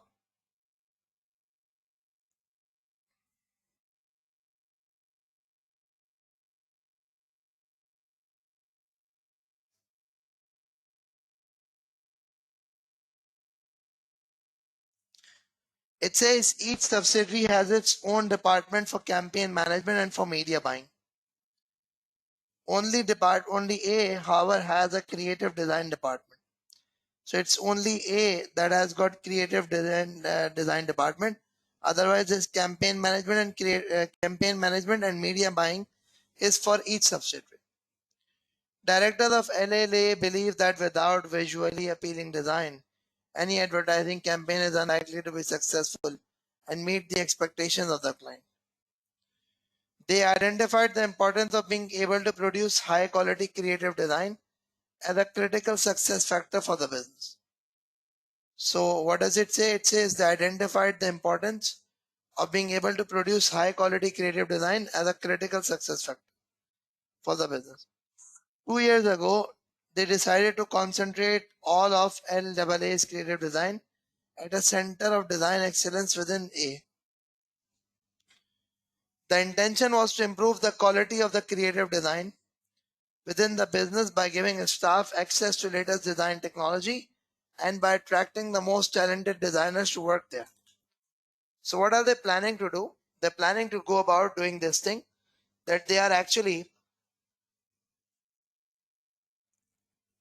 creating a centralized design department. What are they creating? They're creating a centralized design department, and the centralized design department is going to create the designs. It says to encourage the three subsidiaries to use internal creative design department within A instead of the external third-party design agencies. Directors created a new additional KPI on which to appraise the performance of all subsidiaries and of subsidiary managers. All subsidiaries including A must purchase at least 90% of creative design work internally from A. Prior to the introduction of performance indicator, 40% of creative design work in each of three subsidiaries was purchased from external design agencies. Now it's 90% that has to be purchased internally. Earlier it was 40% that was purchased externally.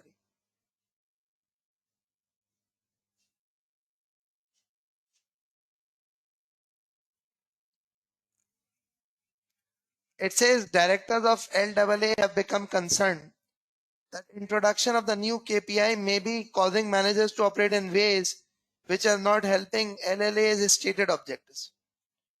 They've asked for comments from subsidiary managers, Appendix 1, about whether they have met the 90% target in most recent period, and if not, to explain why this is so.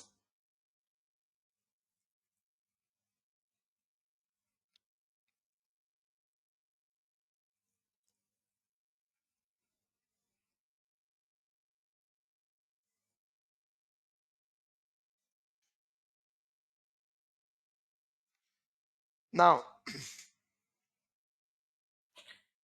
there's this Appendix 1, Appendix 2, Appendix 3. Now, what does it say? It says evaluate how the following help LLA to manage performance in order to achieve its stated objectives. Identifying the critical success factor of producing high quality creative design and setting the key performance indicator for requirement to purchase so and so so and so. Assess the need for a formal transfer pricing at LAA. Advise director whether LAA should use market value transfer price as suggested by manager of subsidiary C. So up till now, what we have discussed, on the basis of this, we have got a general understanding of this LAA, and that is LAA is an advertising agency. And what does this advertising agency do? It actually has got three divisions, and what they have done is they have centralized a creative design department, and they have made it mandatory for all the divisions to buy at least 90% design from this department. Now what we are required to do is to attempt requirement A, B and C. So I want you people to take 5 minutes, go through the question, then we'll discuss.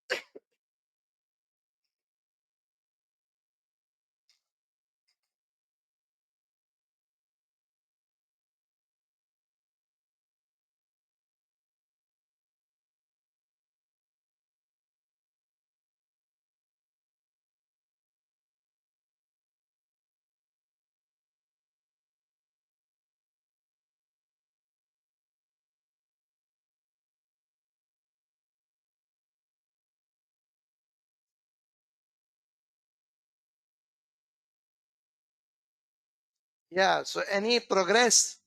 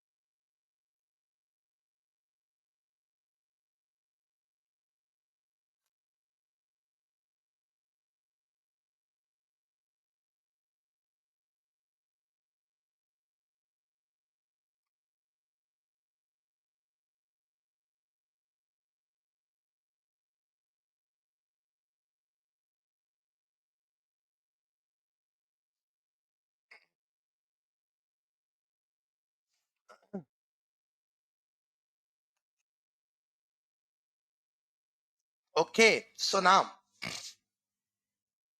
um now we need to evaluate how the following help LAA to manage performance in order to achieve its stated objective.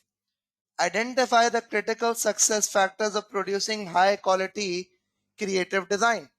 Identify the critical success factors of producing high quality design.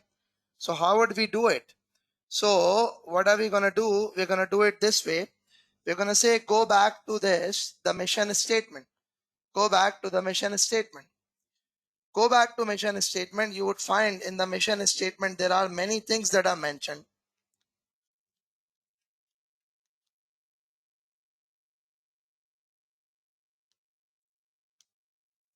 Now see, to delight our customers. To delight our customers with what?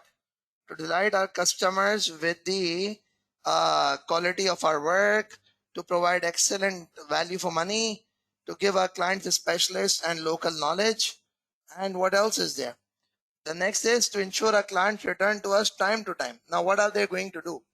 So you see, what happens is, what are you going to do with respect to answer to the question? You would say that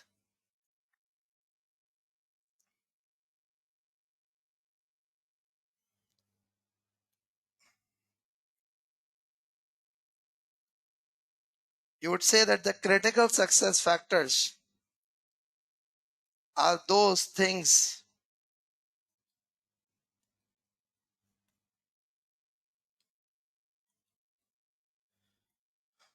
that are necessary to be done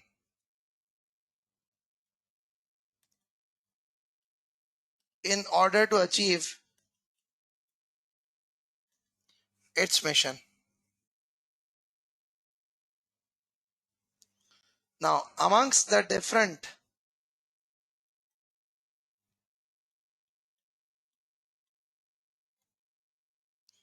objectives, one of them is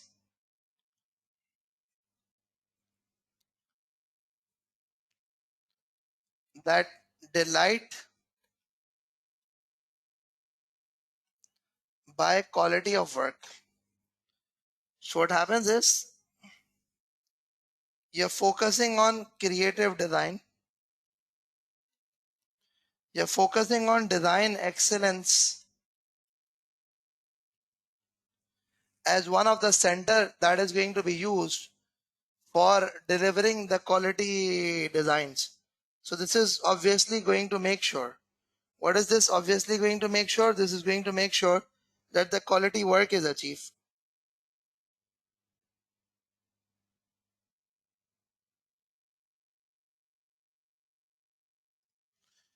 Now the second thing is provide excellent value for money. Now for this value for money, they have not mentioned anything.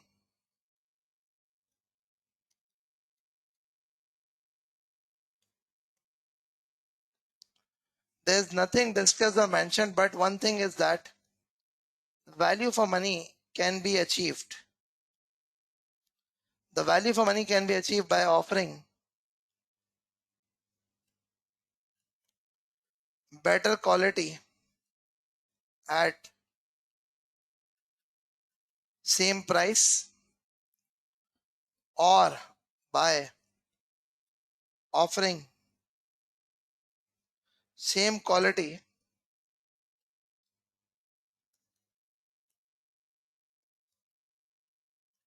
at lower price.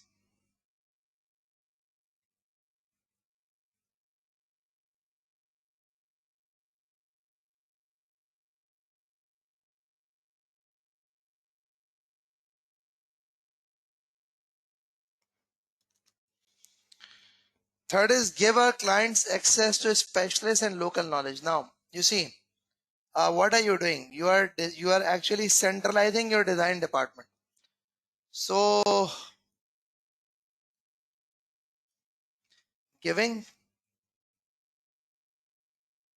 the specialist and local knowledge.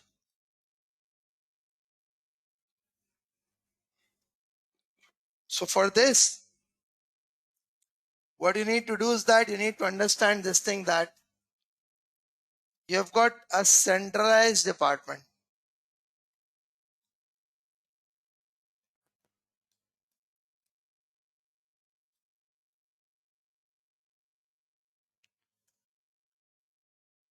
Local knowledge cannot be provided through this centralized department. Also, specialized knowledge is can be better provided by the external people. So it seems like this is not going to be achieved. Fourth one of them is ensure our clients return to us time to time. So the client return to you from time to time. What is important is the good quality, relationship development, the value for money. All of this would ensure that the client returns to you. All of this would ensure that the client returns to you.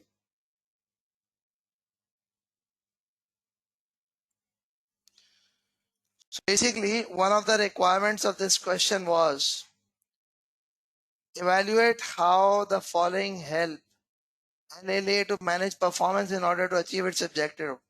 Identifying the critical success factor, producing high quality creative design, and setting the KPI for the requirement to purchase 90% design work internally.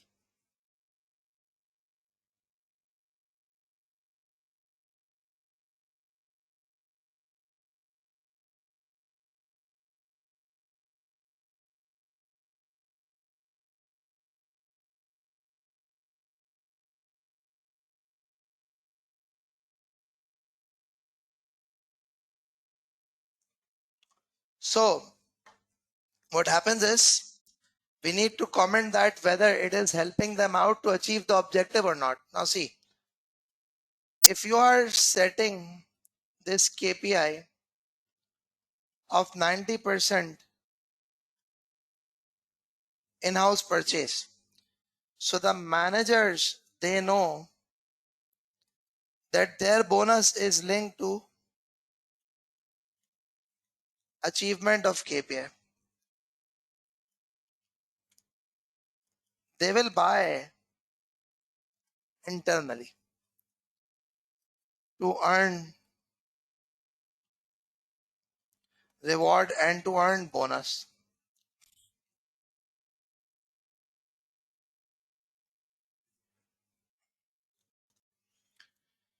How it will achieve objectives is doubtful. How it will achieve objectives is doubtful.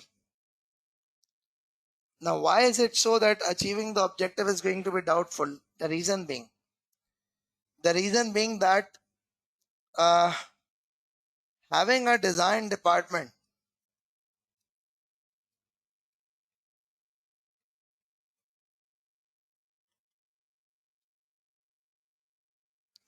does not mean that the quality would be high.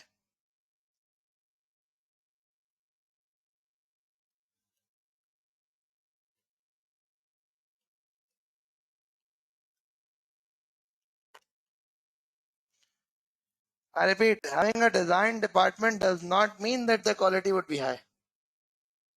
It could happen that irrespective of having a design department, the quality could go down.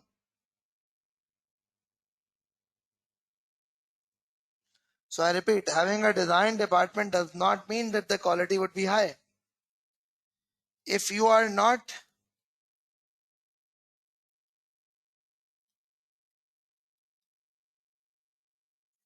buying externally, so you'll probably be losing out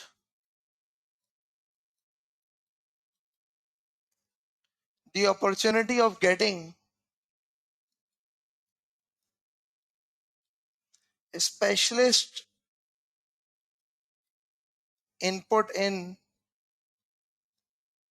designs.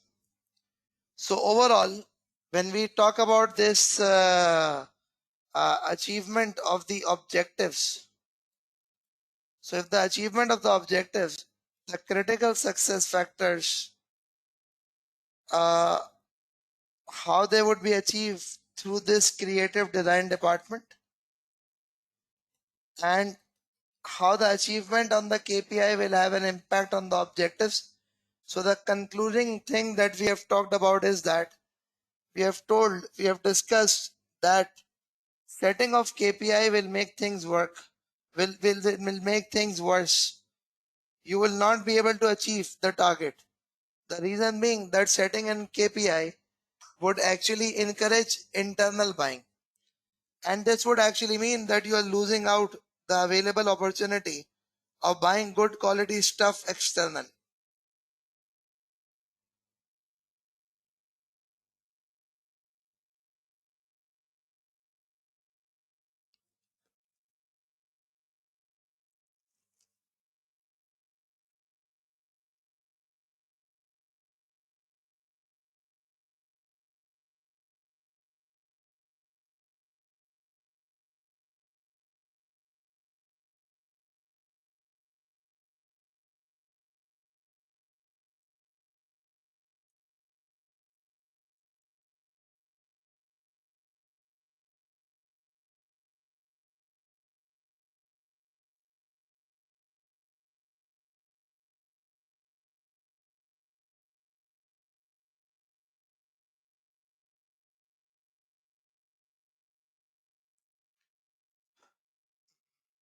Okay, now let's move a bit forward. The next thing is, it says assess the need for a formal transfer pricing at LAA. There are a few things that we need to understand. Subsidiary managers comments on achievement of KPI for purchase internally. Subsidiary A. A purchased 86% of the design work from internal design department in the period. It would have been almost 100%, but we won a large order for a new client who operates in a specialized industry of which we have no experience.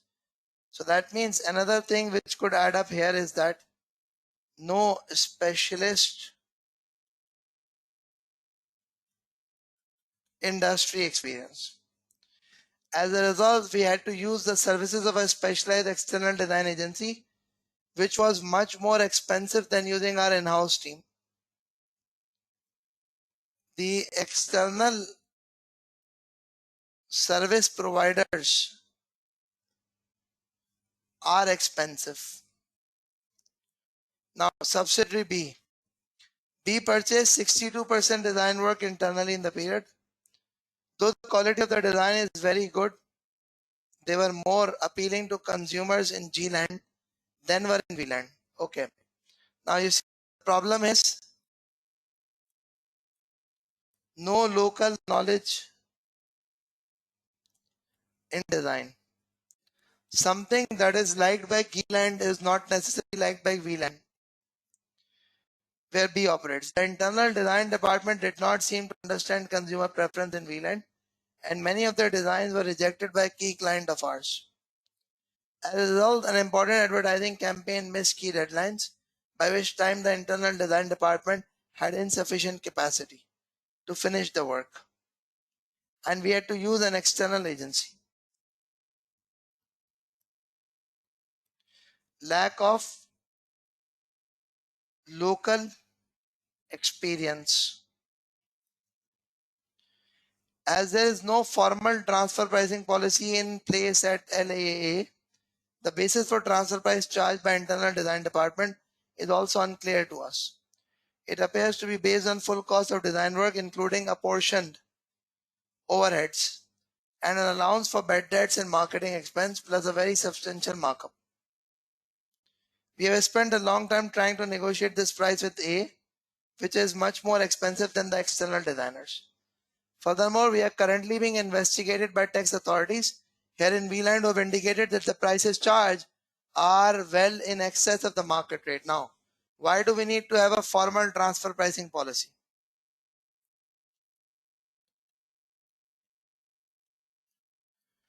So the need for having a formal transfer pricing policy is that need for having a formal transfer pricing policy is that buying departments should not think that they have been at disadvantage. The departments,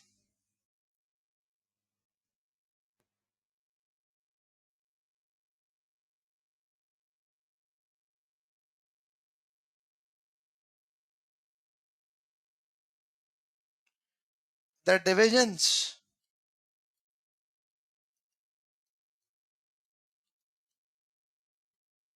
the divisions would work to meet the stated price. The divisions would avoid inefficiencies.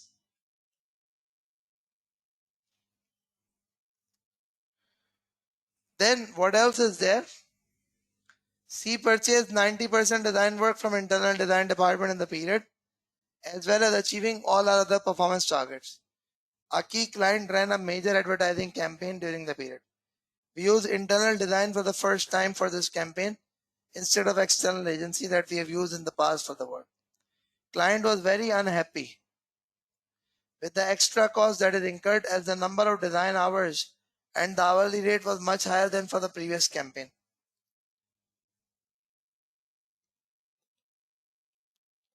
The inexperienced department is there.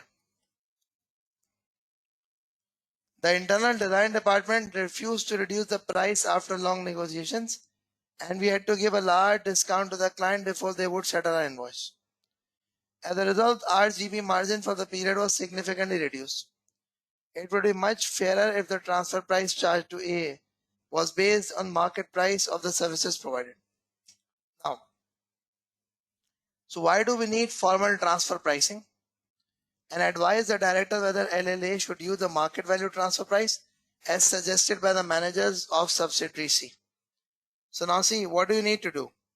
You need to talk about here that why is this formal transfer price needed? So generally speaking, the advantages of transfer pricing policy. So you could mention that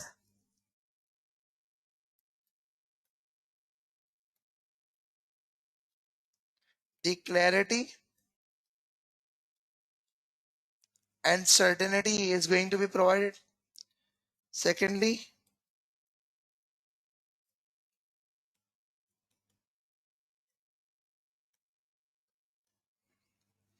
the autonomy will not be compromised. None of the divisional managers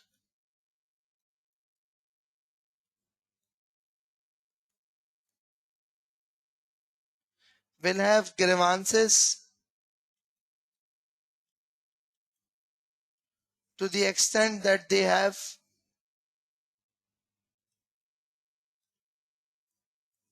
right now. So generally setting out this formal transfer pricing policy would mean what? Setting out the formal transfer pricing policy would mean that each of the division understand what the other division is going to charge. Each of the division who is the selling division would try to improve their pricing, would try to improve their cost, would try to eliminate the inefficiencies. The divisions would feel that they know what is happening with them, that their autonomy is not being compromised. So these are the things that are going to happen.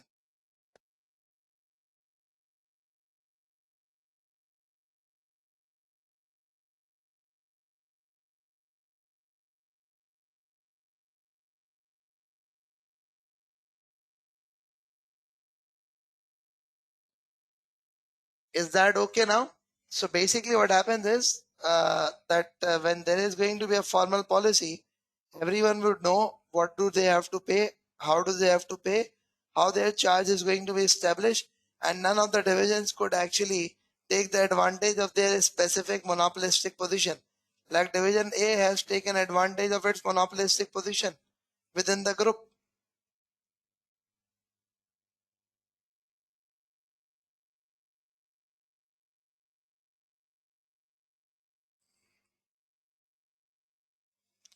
Now, there is a last requirement which is basically,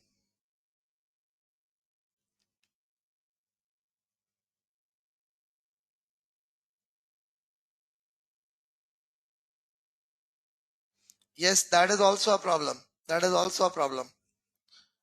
Now, the last requirement to this question is, I repeat, the last requirement to this question is that um, advise directors whether LAA should use market transfer price or not. So you would talk about the market value advantages and you would talk about the market value disadvantages. The advantage is standard set. The advantage is negotiations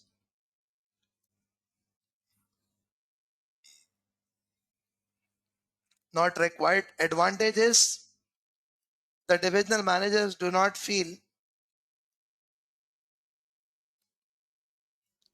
that they are being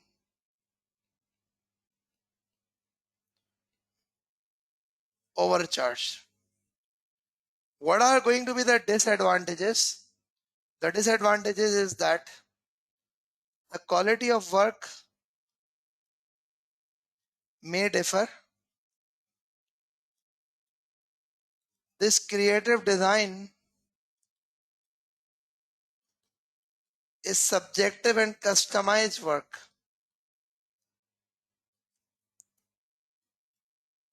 Cannot always have a market value existing for it. So you see, you cannot always have the market value existing for it. So these are the few advantages, these are the few disadvantages that would arise.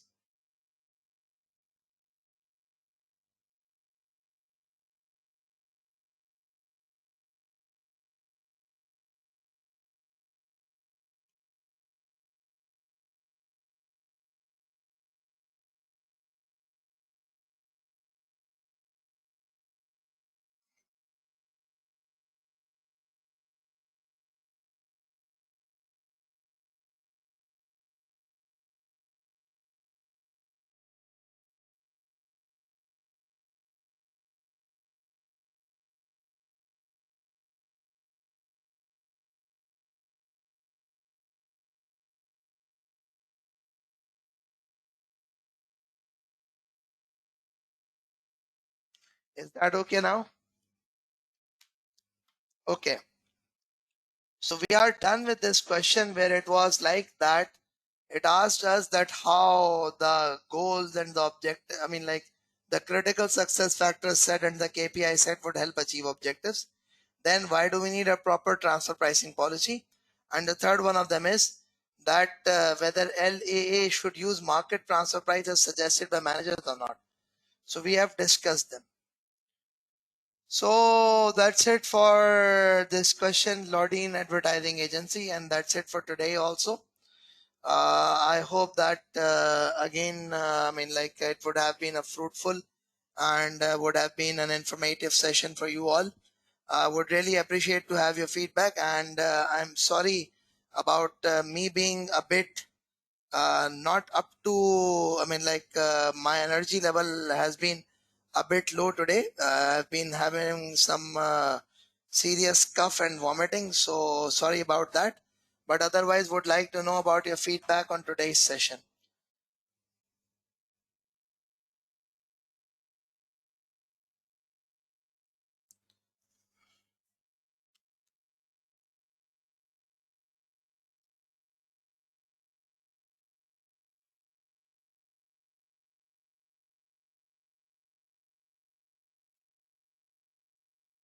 Yeah, thank you, Masha. Please would like to know about the today's feedback of the session.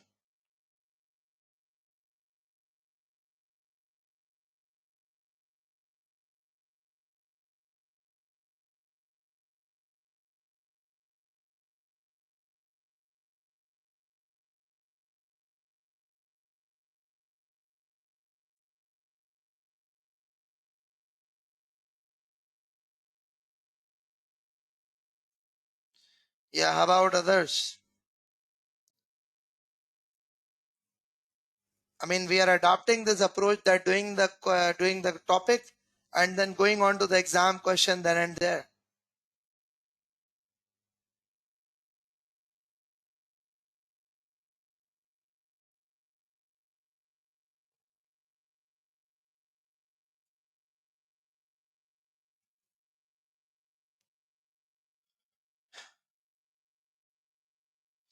Mangwayana, thank you. This is good to know.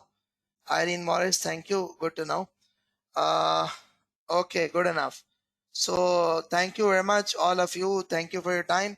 Inshallah, tomorrow we'll do budgeting. Hopefully, inshallah, would have a very good session tomorrow. Um,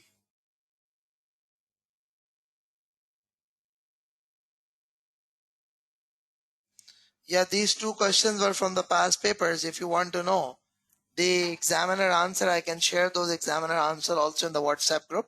I'll do them. Don't worry about it.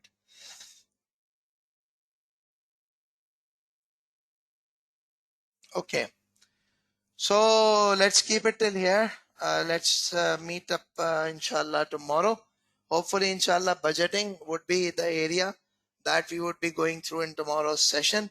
And we'll be going through a few of the exam questions on budgeting also, just like we do the topic and the exam question, topic and the exam question. The same approach would be adopted for tomorrow's session also, inshallah.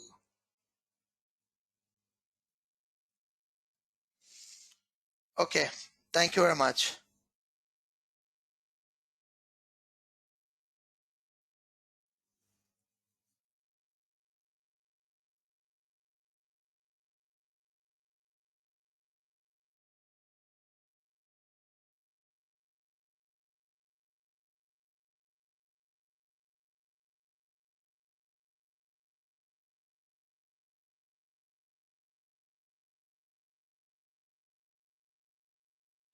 George Carlos, thank you for it. I'll go on to the Excel base. Don't worry.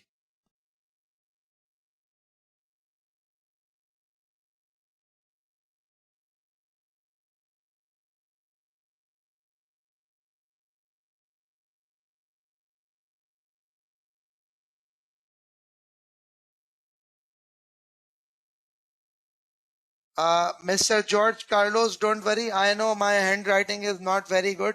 So I'll try to write down the answers in the word format from tomorrow. You don't worry about it. Don't worry about it. So thank you very much, all of you. Thank you for your time. See you tomorrow, inshallah.